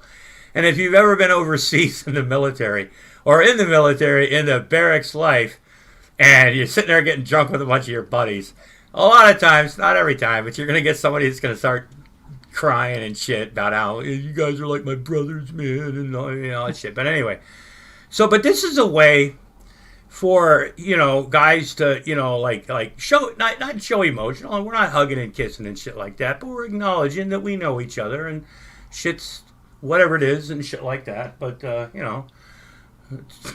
it's I mean you're right. I mean, and you're. I mean, like with Gary Snowflake, sure, he's a piece of shit. He's one of the biggest pieces of shit I ever like, but I like the guy, Right. And that's how, like if me and you were to start calling each other a piece of shit, and every time you'd come into my stream, you'd go, you know what, Lobster, I hate you, right? It wouldn't be the same, even if it was a joke. Things like this have to be like organically grown, And I learned that, like a lot of the people on the internet these days, like I get it, I do voices like Grampy Lobster, and shit like that. But there's so many people out there on the internet that are so full of shit. And I think that's why people fuck with them. Is because they don't know how to be real. They don't know how to express themselves. They don't know how to take responsibility for things they've done. Like I said, I fucked up bad a few years back. And I've had to eat shit, and there's still people out there. There's certain reasons that I will never be in certain discords. It is because of that, But I move on and I don't deal with it, or I whatever the fuck. But then there's people out there that can't take responsibility or realize they fucked up, because it's always going to be somebody else's fault. Now I can blame Von Helton for my fuck up and everything like that, which it triggered it, it's what got me thinking, but it's not something that I still, I don't know. Like I said, I'm a sick and twisted fuck. Yeah, when it comes to humor, now like I get feelings and like admittedly, I get my feelings hurt sometimes, and when somebody will say something, not somebody like Negs or some fruit bag twat like that, but cause I just think he's an idiot. He's like, oh, I know Grampy Lobster. He used to come around here. Fuck you, Negs. Yeah, I saw that video. Somebody sent me a link because for a while, that's how I met people in the fucking Juggalo community, or some of the people that I really think I'll just put it this way, some of the people that I actually like or are probably in communities that I really don't like or don't really, whatever the fuck, right? But they're nice people, so, but I'm really getting high now, folks. But you're rambling, Grampy. You're rambling. Well, that's what Grampy Lobster does. I mean, fuck. I'm seriously. I mean, God. And like Billy from the Geek Room, he calls it penny candy or whatever the fuck like that. I'm like, well, that's kind of what I fucking do, Right. I was gonna say like either I run my mouth. I like to talk a lot, My mother-in-law calls me a storyteller. I was just about to say that, like the Geek Room, or we need to work something out where we have story time with Grampy. That would be awesome. Like, just like and they're really stupid stories. It's just I think of things that have happened to me in my life sometimes that I hadn't thought of in a long time. A lot of times, like I'll be laying in bed or I'll just be playing. Like I love like casino games, like poker machines or slot machines, right? Playing with fake money, right? Right. It's just this guilty pleasure that I have, and I spend way too much time doing that while I'm watching sometimes the Geek Room or even in my own stream, right? I'm not doing it right now, but it's just this thing. And my wife, she goes, "Oh, I play that game. What level are you on?" And I'm like 24,000. She goes, "God damn!" She goes, "I'm only on level 100." I'm like, "God, that was like, yeah." But that was like a week ago. Yeah, it's like, yeah, and And when I'm on a roll, I don't place bets. And it's why I bet with fake money is because I'll take that big fucking plunge. I'll take that bet, and if I lose, well, it's just going to take me a little bit of time to, get built up where I can make decent bets again. But it's something you can't do with real money. Exactly. Which I've never been good at managing either. I don't think any of us here are really good at managing money. I'm better than I used to be, but oh god, Jesus. Wanderer, are you still there? I think I'm here. scaring him off to become old. Nah, it's just I don't really have much input in the conversations. I mean, you guys have talked about wrestling and drugs, in which I've had no part. So what have you had part of? Not much really. He's a video game guy. He's the video game guy. See, I like art. You like what? I like art, like drawing art. and shit. Oh, what kind of art do you do? He drew my avatar actually. Oh wow. Yeah, I draw like digital shit. I do a little bit of like I've started doing ink work recently. But previously I would do like biro and pencil and shit. I am not artistically inclined. I always tell people I took art in the 9th grade and got a C, and it was basic art. It was just introduction. I saw that, and some of the kids in there. I remember with this guy. It was in beginning art, right? Sitting next to me, this guy drew the rock group Boston, that flying guitar. This guy drew that, right? Oh, wow. And I'm having problem with literally the whole concept of a straight line. Yeah, really, seriously. I and they go, well, you just type like this and this. So I at the end of the semester, the teacher was really nice, and I really tried because I was like, come on, this is, and I got better at the end, but saying better isn't setting the bar too high. You know what I'm saying? It really wasn't, And my teacher even told me, she said, look, I'm going to give you a C because of your attitude. And to me, she said, you took it, you didn't just, fuck off, you actually did but I'll give you a C. She goes, you deserve a D, right? But, or maybe not even for a beginning class, that's when I pretty much knew that art wasn't my thing. And I don't have, and they have digital art now. But I don't have the patience to learn. That's why I can't learn OBS. Frankie from the Geek Room tried, and a couple other people, but without a lot of repetition and basically, that's why I'm looking for a producer, folks. And seriously, because that way I can share videos and actually see what's going on the screen without having two screens open. So it's difficult. And well, I don't have the, but yeah, I use OBS. Yeah, but see, I don't and see, dude, I'm glad I knew there was a reason. Okay, you know how to use OBS? Yeah, I do. Yeah. Okay, are you looking for a job? That's good. I'm glad to hear that. So what I'm proposing, right now, you're a guy. Okay, I know you talk a lot, right? And we've had a hard time keeping you quiet. So we're gonna have to teach you how to not talk so much. But that's exactly what I'm looking for. I'm looking for somebody that doesn't necessarily have to be a part of the fucking show, except for, I don't know, I need a producer, somebody that can if I have clips ready, an intro ready that can play it. You know what I'm saying? Without me hoping that my mic picks the shit up, type stuff. And if YouTube ever monetizes it, we can talk, stuff like that, But like I said, Frankie took 2 hours out of his fucking day, right? And I'm serious. Okay, first of all, this guy set me up with OBS a long time ago, right? And I said, okay, can we do a dry run? He goes, no, you're set up. You'll be great, right? He goes, all you got to do this, and this, and everything. And as soon as I tried it, I changed one thing. I don't even remember what the fuck happened. It just didn't work, right? And then everything I tried just fucking went crazy. So I was like, fuck this, right?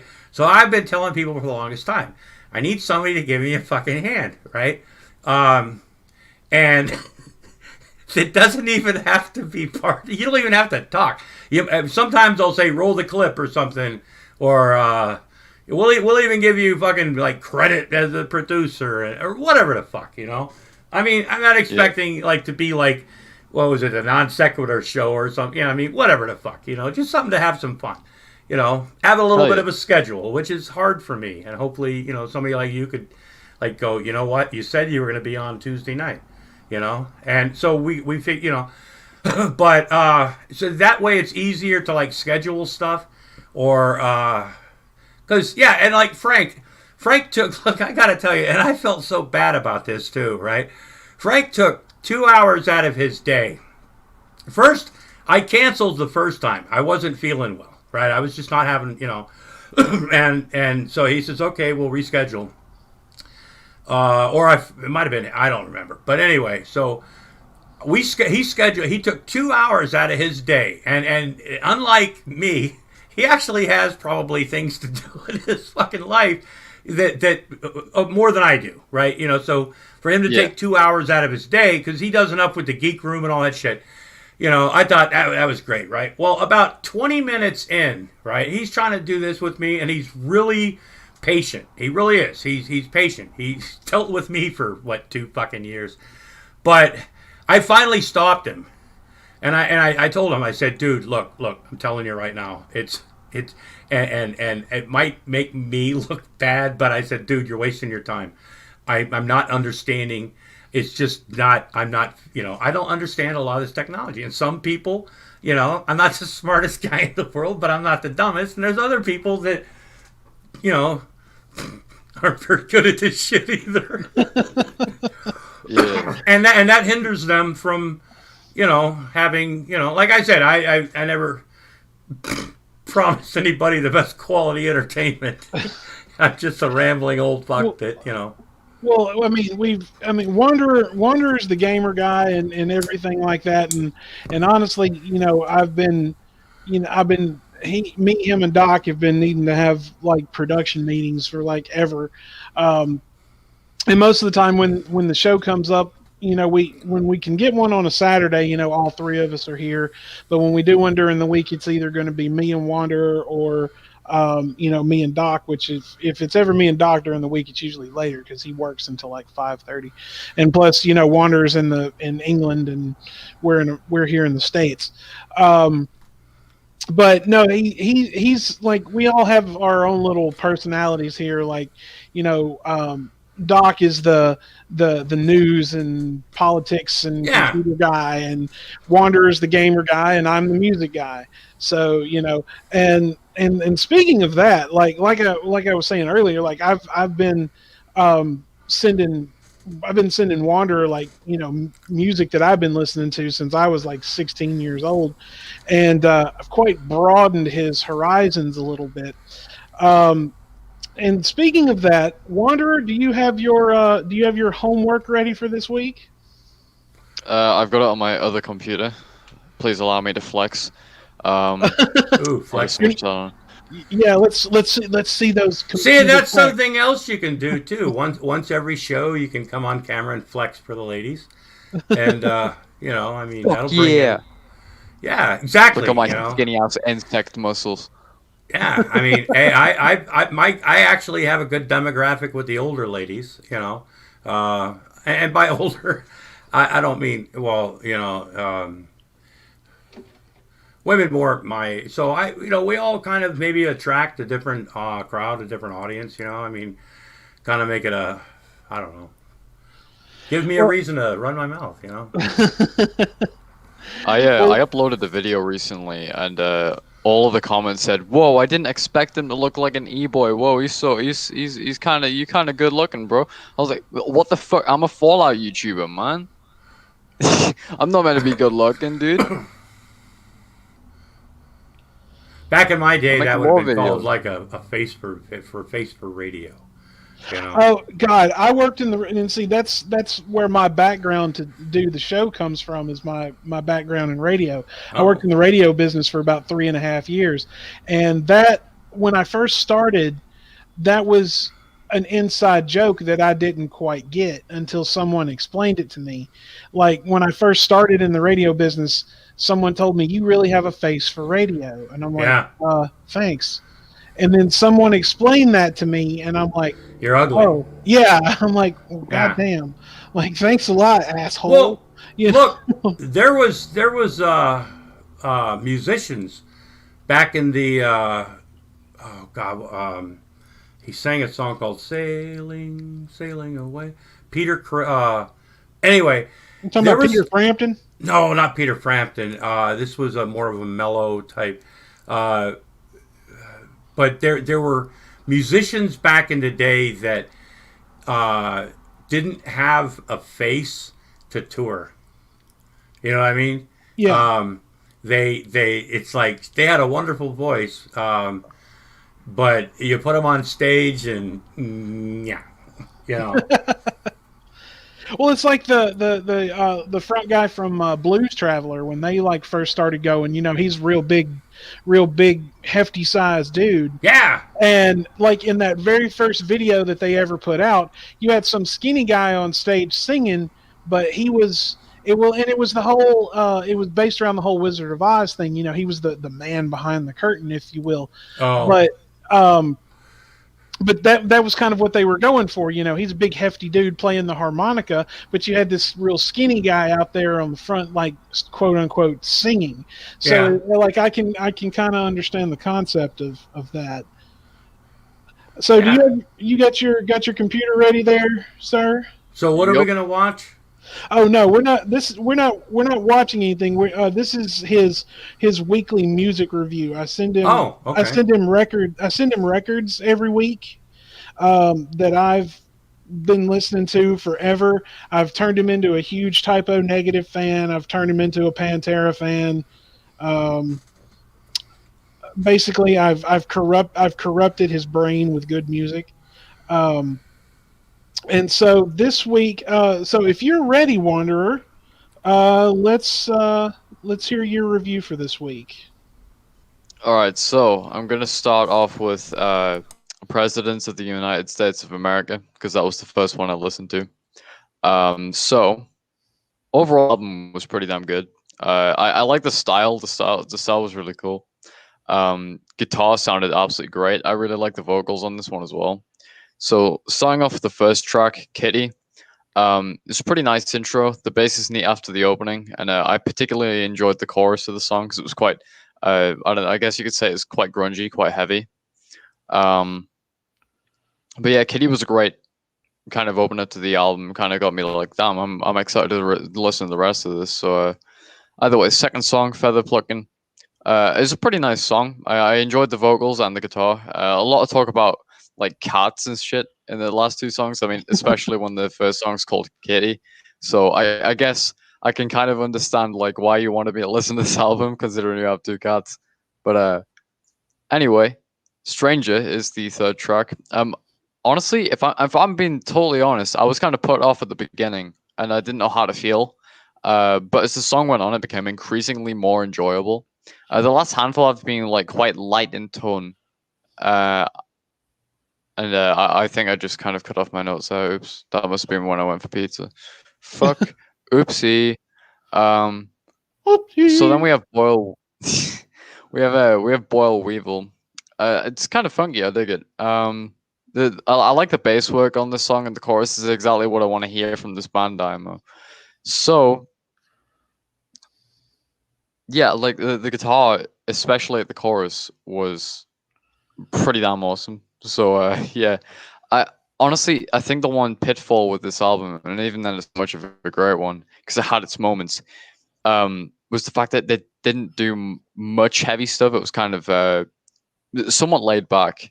It still had like energy, but it was laid back, and I was hoping for something a little bit heavier. I'm not gonna lie, especially with the opening, the Kitty. I was hoping for some more heavy songs, but I digress. Getting on to Peaches. Peaches is all right. I think it's a decent fruit. It's also a decent song, so I can't really complain there. Then we have Dune Buggy. Those things are in Fallout: The Frontier. I don't know if you heard about the controversy around that mod, but those things look pretty fun to ride. However, I wasn't really too much of a fan of Dune Buggy, and I don't know what it was. I think stylistically, the album sounds quite similar. Like the songs sound quite similar in substance to each other, and after a while, it kind of gets a bit repetitive. So I think that's why I didn't really like that one. However, the next one is called "We Are Not Going to Make It." I like this one a little. It was a pretty dope tune.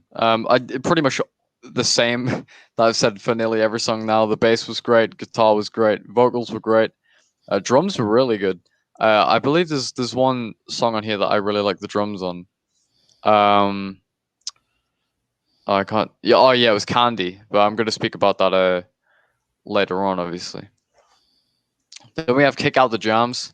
Not my favorite, but it's good nonetheless. I gotta say, if I was gonna pick a favorite track off this record, it's probably either gonna be Kitty, Stranger, or I think, maybe Naked and Famous, which is the last track. I always kind of tend to like the final tracks on albums because usually. Did you not like the track back? Did you not like the song Back Porch? I thought it was a cool opener, and the riff was pretty damn good as well.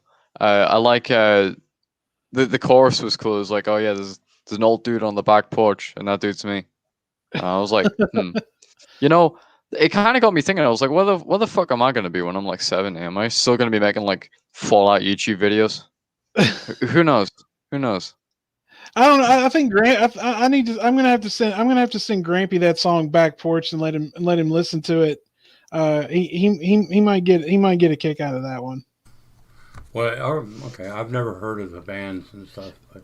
the band is one of those like one of those '90s bands that just like appeared and did really well, and then they just kind of faded into obscurity, and then didn't do quite as well as they did when they first started. Yeah, but, that like a one-hit wonder kind of band, type thing. Good first album. Dumb Key. Yeah, good first album, and then it just, Dumb Key in the chat. Frontier is good. You're just a fanboy. Fuck you. Fuck your entire life. That is completely false. Because I didn't necessarily say the Frontier is bad. The Frontier is bad in a storytelling aspect. Dude, I don't want to go have sex with a Deathclaw or lizard people in the sewers. That's just fucking weird. But it's a technical marvel. Like, nobody's ever been able to drive cars in a Fallout game before. But I digress. Go on. Oh my god. Now this is a topic that I'm really never into. Cause you know what? I gotta tell you honestly. I mean, the last video game console I owned was Nintendo 64, and I only played baseball on it. I've never got it. But by then I played that because the complexity. I don't know. I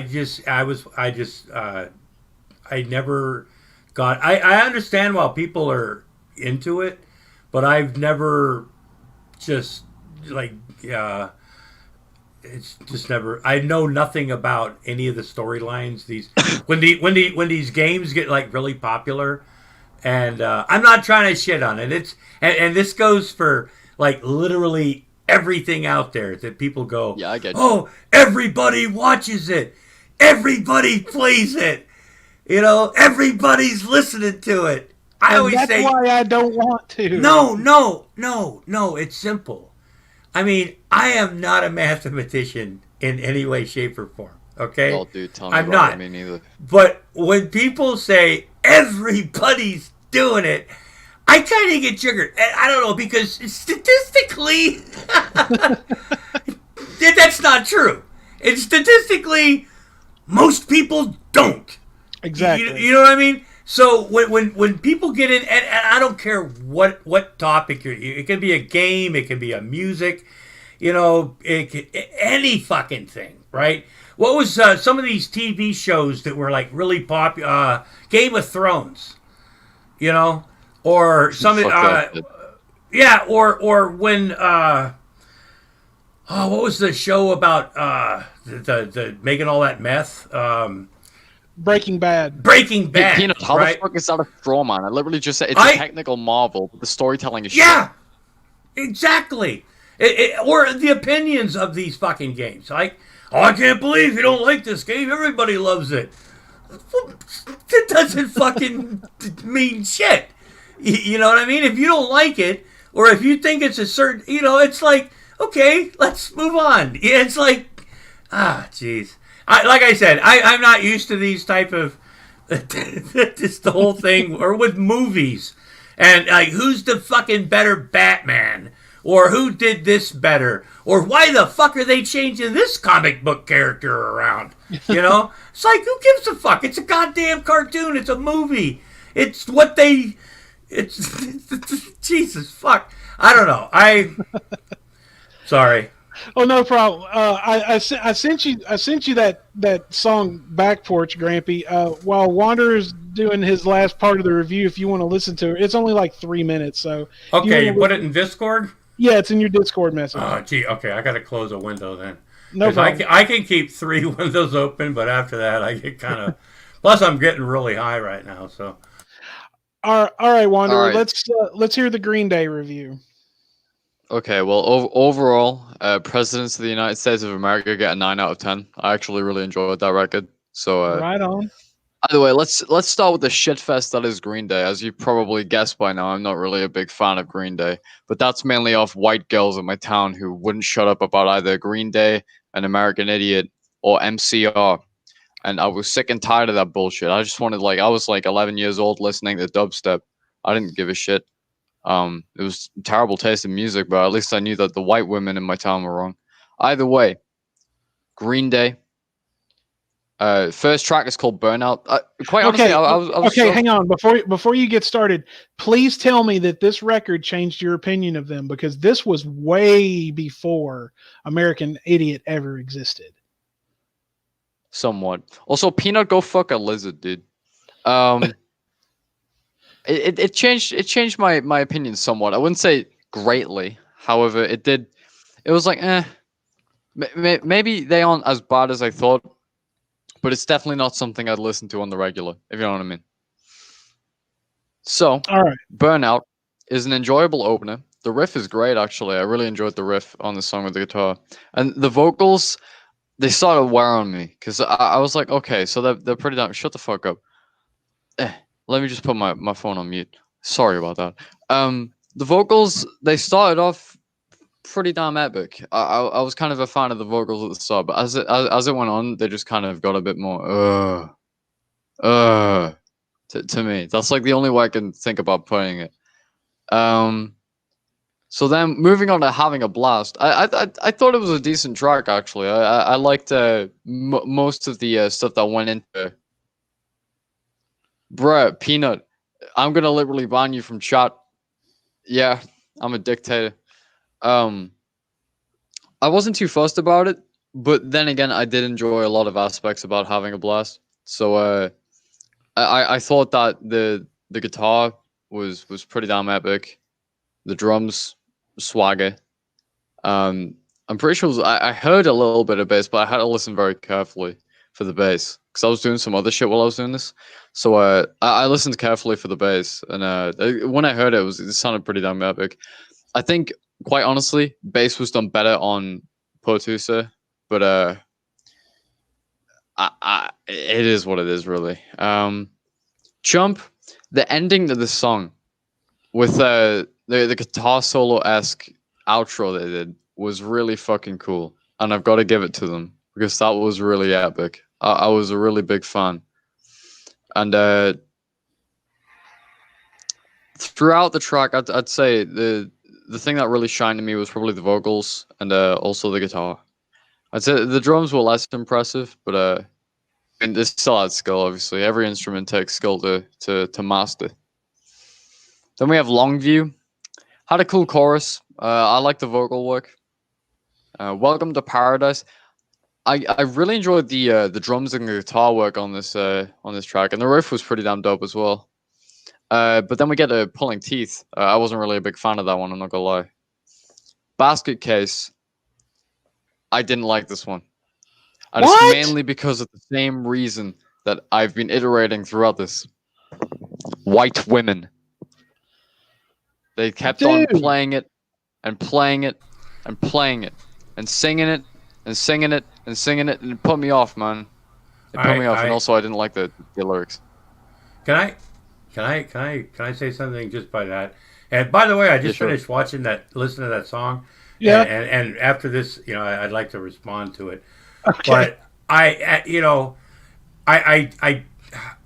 the kind of guy that I like I'm not familiar with like Green Day's older. I mean, some of the songs, they're catchy, type stuff.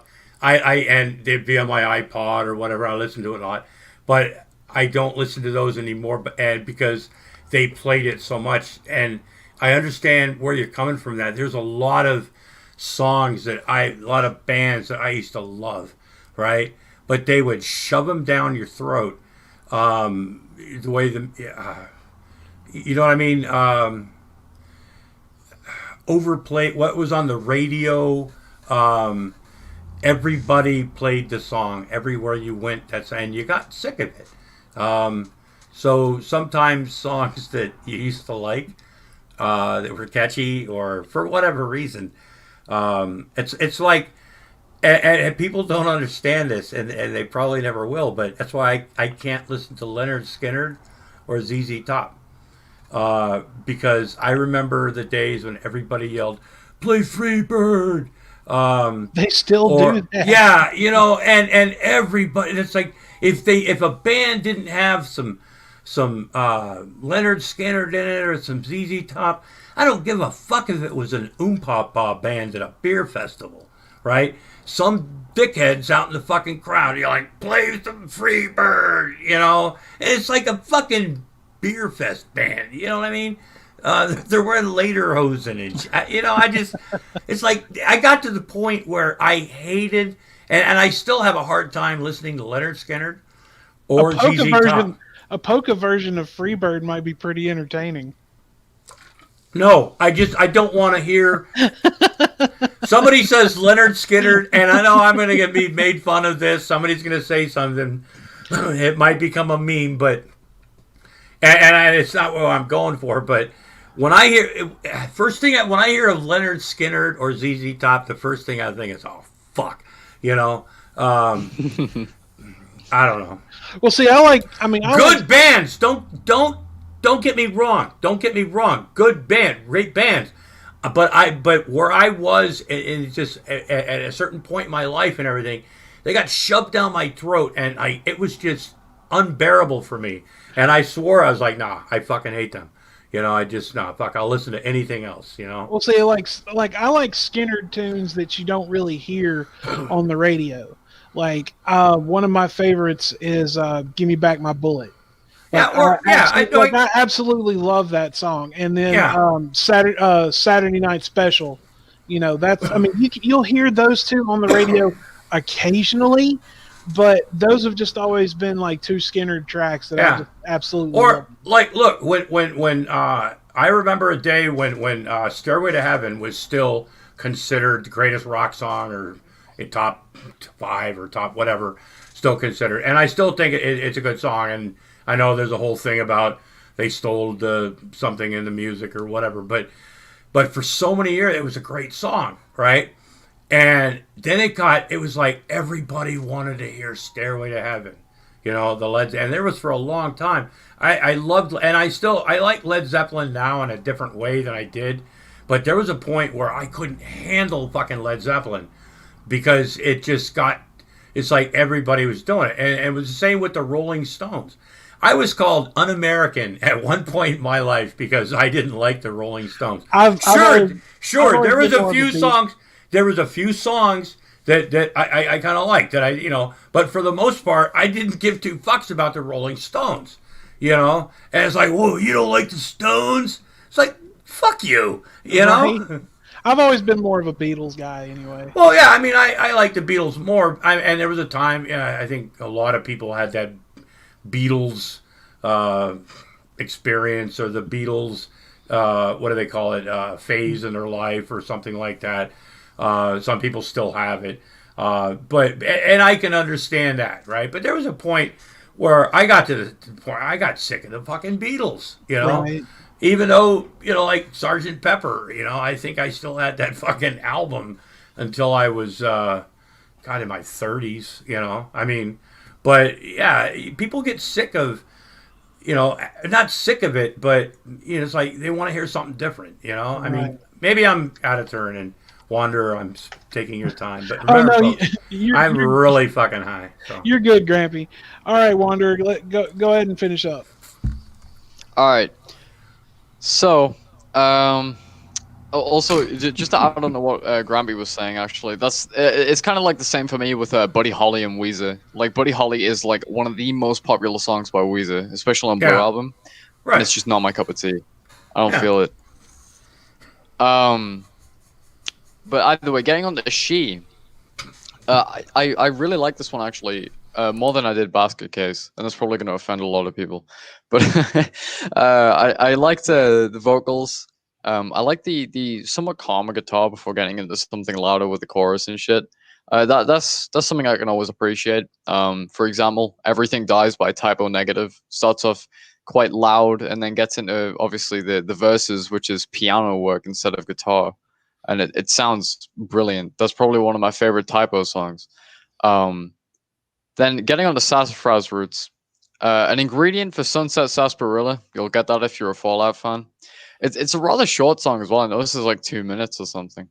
It seems to give off a severely like diluted Misfits vibe with this one. I may be entirely off with that, but just something in the song reminded me of when I was listening to that one Misfits album a while ago, and yeah, that was kind of nice. I can always appreciate that. So Sassafras Roots, pretty good song, I'd say. When I Come Around, I quite enjoyed that one. Whether it was from the drums, the guitar, the vocals, whatever. Pretty good song all around. I don't really have much to say to that one. If you've never watched the music video for that song, go look it up and watch it. It's actually a really good video. All right, I'll do that later. Then we have a Coming Clean. I kind of like this one actually. It was kind of the same deal as the last song as well. The previous one, When I Come Around, the guitar, drums, vocals, everything between, kind of good. Though I don't know if it'll be something I'll come back and listen to. I can still appreciate it. And then we have I believe that's pronounced Emenius Sleepus. Yeah. Probably my favorite track of the album. I'm not gonna lie. I enjoyed the riff and the overall like tone of the song, and yeah, I can always appreciate that style of tone and the guitar, drums, bass, everything really. It was a pretty damn dope song. I also see Sterno says he doesn't support human rights. I kind of got to agree there. But, in the end, I didn't like this one. Not gonna lie, the track was kind of to me, but nothing much else to say there. And then we have FOD. I'm not sure what that stands for. Probably like something. I like the more acoustic approach to this track. It was quite a nice change. It sounded a lot quieter, a lot calmer than other tracks, and that's something I can always appreciate because I'm one of those guys that likes consistent albums, but I don't like them all sound the same. So I like, for example, I think a good example of this is Uncle Acid and the Deadbeats with Bloodlust. The last song in there, which is called Down at the Campfire, I believe, was very, very different from like anything else on that album, but it fits so well, and that's something I can always really appreciate. So yeah, and then we have All By Myself. Vocals are kind of weird, but the guitar riff is kind of nice. It's repetitive, but it's nice, and the vocals are quite, I don't know, I'd say they're quite comedic to me, but I don't know why. It's just funny. That was like just a joke track on the album, Yeah. to be honest with you. I can tell, like, it definitely gives off that vibe. This feels out of place and kind of funny, but either way, I don't know, because I feel like my original markdown is too harsh. So I originally gave it a 6 out of 10, but I want to raise that up a little bit to maybe a 7. Because the more I think about it, the more I did actually kind of enjoy this album. And as much as I dislike Green Day, like American Idiot era Green Day, I can still appreciate this record. So, yeah. Well, all right. Well, I've gone ahead and sent you your homework for the next episode. And while you're looking that up, Grampy, what did you think of Back Porch that I sent you? In the beginning, I thought it was kind of corny. You know, I did. I was like, oh fuck, you know. And as it went on, I liked it more. Almost like a soundtrack type. I don't know. Nothing special about it, but it was something that I enjoyed by the end. That was like, oh, okay. It you know, I got with the beat, man. You know, as the kids would say. You know, and that's not uncommon for some songs that get a bad rap sometimes.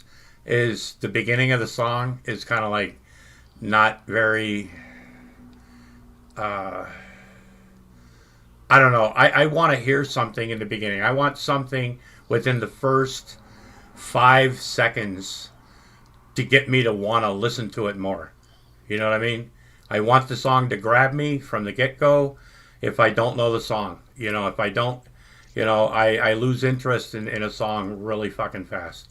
So I just thought you might get it. No, I did. I actually, like I said, after listening to it after a while, I was like, this is pretty good. You know, I mean, it's something that if I heard, I wouldn't go, God, this sucks. You know, would I buy the album, as they used to say? You know, probably not. But it was, you know, it wasn't something. It didn't suck. You know, it didn't grab me in the end. And if you wouldn't have said like, hey, I want you to listen to this song or something, I probably wouldn't have listened to it. You know, after about 10 seconds. And that's just, you know, look, I come from an era where like I liked like 80s like Def Leppard or a band that or Motorhead or a band where you know what you're gonna fucking get, you know, and so I like it when people, because I wanted to grab my, and there's certain Motorhead songs, right? It really don't grab me or something like that. I mean, it's not like I go, oh, every Motorhead song is, you know, and it's like that with any band, you know. So I'm very picky, choosy, cherry picking when it comes to what I like in music or what I enjoy to listen to. What I don't know, what I feel like listening to at that particular moment. I mean, folks, I still, like, admittedly, I have listened to Mbop by Hanson in the last year. Because, yeah, I was just fucking around, you know, and I was like, oh, God, I haven't seen this in a long time. This is, you know, and so... And then you immediately regretted it, right? No, it's a happy, it's stupid and it's corny and shit like that. And I didn't listen to the whole thing, you know, but I'm like, okay, that's enough. That was corny, you know. Right. But there's, people get nostalgic sometimes. I still, like, sometimes, like, we'll watch, like, 60s bubblegum rock. Love, yummy, yummy, yummy, I got love in my tummy. Yeah. There was a lot of those bubblegum bands back then. I think the first time I ever heard that song was when I watched Fear and Loathing in Las Vegas for the first time. You know, well, yeah, exactly. But back then, these were guys that were musicians, and they got packaged a lot of times. And, like, they would get signed, and they had to, you know, like, yummy, yummy. There was an interview where they actually explained the whole purpose of, you know, basically, you know, I don't know if you understand what I'm talking, you know, like jizz in the mouth, you know, yeah.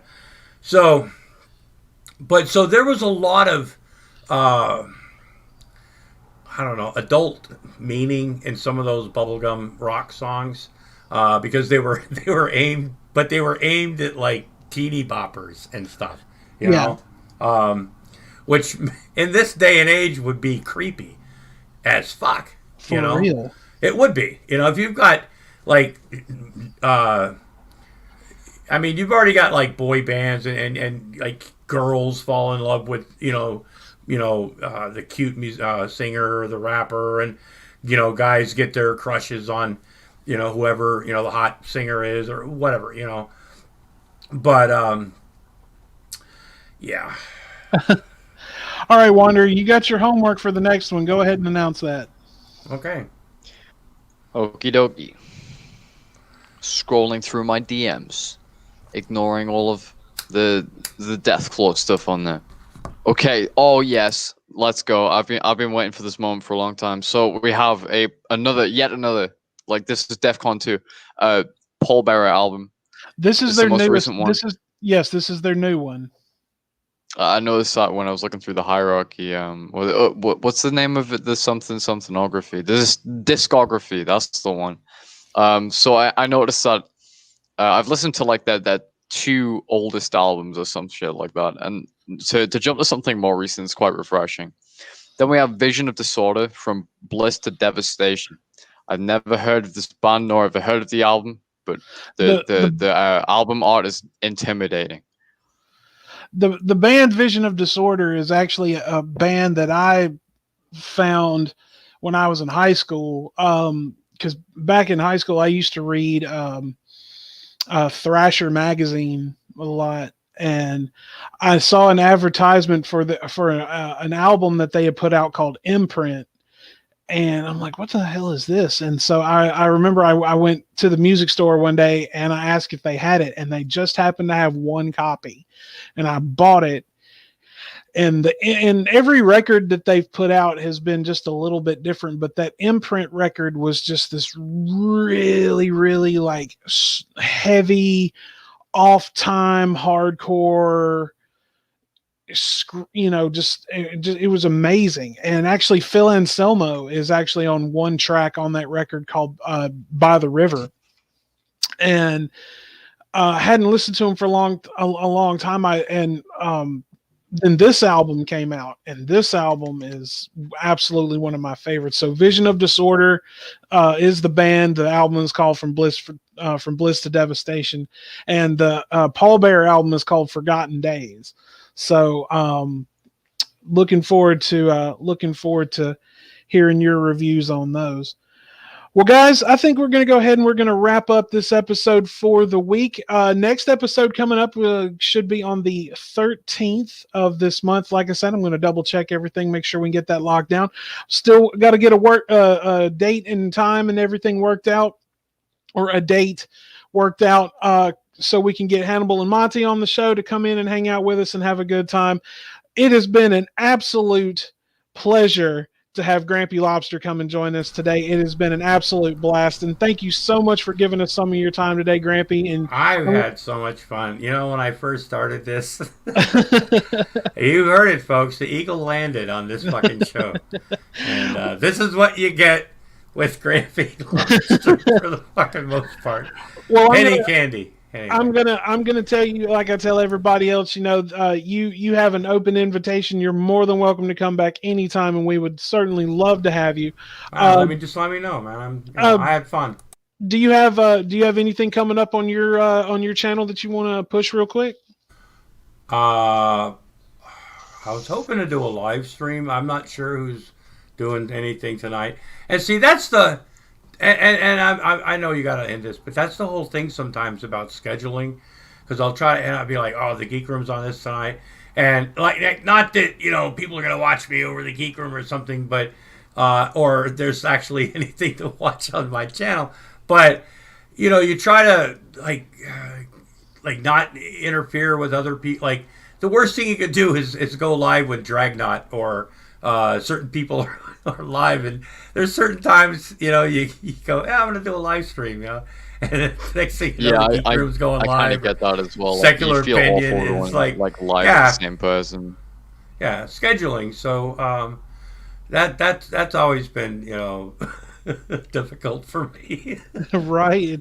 It's difficult for a lot of people because you don't want to like cross over each other and everything like that, which I can understand. Yeah, I mean, Um, it's like, you're not expecting to get, like, I'm not expecting to get like hundreds of viewers or even 100 people, but it's like the worst thing you could do is go live sometimes when certain people are. right. Wanderer, you got anything? Unless Rick Zilla's gone live, Yeah, then you that have a well chance. he was like live at like 2 or 3 this morning, and I was watching that, and then I actually fell asleep. So, Wanderer, you got anything you're gonna have coming up on either one of your channels soon? Well, Stu Dog and my mate Ollie are currently helping me mod the shit out of Fallout New Vegas. I'll be using that, and also I've got a second PC monitor coming in a couple of days. Therefore, that means that production's about to basically just double, triple down with my project, and we'll be able to push this out in no time. We're on the road to 1,000 subscribers. I'd like to thank everybody who's subbed so far. I think it's around 77 more, and we're at 1K. So, yeah, Wow. keep counting, and thank you. That's all. Definitely. All right, guys. And don't forget, coming up in just a little while, the man with the hat, the devil himself, Hat Man, is making his triumphant return to YouTube tonight with a premiere. Make sure that you, Wanderer, can you post the link to Hat Man's channel? And the link to Grampy's channel is in the description below. Make sure you click on that. Go and give show Grampy some love. Hit that subscribe button. Get the notification bell on. Yeah, get the bell on especially because I'm really if I give an hour's notice, it's a long time sometimes. Right, So right. I tend to So anyway, But everybody, make sure you tune in to Hatman's channel tonight for his premiere and his return, which is something that a lot of us have been really looking forward to. So make sure you tune in for that premiere coming up tonight. Spread the word about it, and everybody get ready because tonight is definitely going to be worth seeing. I know that for a fact. But can I ask one? I need to ask one more thing Sure. before you go off the air. Sure. This is something that's really, really important to me right now. Folks, my liver isn't doing well. And if we could get thoughts and prayers, and we're not asking for donations, folks, for Grampy's liver. But if you want to donate to Grampy Lobster's PayPal. Anyway, I'm sorry. Go ahead. No, you're fine. I was actually waiting for that. He also has a Patreon, folks. He's got a Patreon. There's nothing special in the Patreon, but people pay to fucking listen to me run my mouth.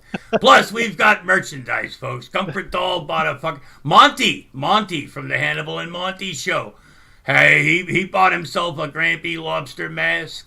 Comfort Doll, she bought herself. Comfort Doll told me today she got many compliments. If you're single, whether you're male, female, transgender, if you're wearing a Grampy Lobster face mask, you're more likely to find love statistically. Grampy Lobster merchandise, the matchmaker. Yes. Jello Shots himself, and Jello Shots' wife is admittedly a very, very beautiful woman. And I got to tell you, Jello Shots told me himself, this is a testimonial from Jello Shots, folks. When his wife, her lips touched the Grampy Lobster mug, she became instantly 100% more beautiful. So, but it's not guaranteed. Something, it can happen to you, folks. So buy my stuff. And keep me on chocolate, folks. There you go. Well, guys, we're gonna go ahead and we're gonna wrap up. We're gonna close and lock the Sanctum for the week. Be sure to tune in for the 13th, but also watch the Discord. Like I said, I'm going to double check everything with my schedule and make sure that I have that day off so we can get that show done. We will be having Peanut, Dumpy, and Sterno come and join us on that for the next episode. I'm going to get everything worked out with Hannibal and Monty, and we'll make sure we get them on to have a good time with us. But we do thank you so much for tuning in and having fun with us today, and really, really appreciate all the love and support. If you haven't already, go ahead, like the stream, hit that subscribe button, get the notification bell on. If you know anybody who would enjoy listening to the show, go ahead and send them a link to the channel, send them a link to the show, and have them do the same. But we will see you on the next episode, and I hope everyone has a great weekend. Stay safe out there, and guys, as always, peace be with you.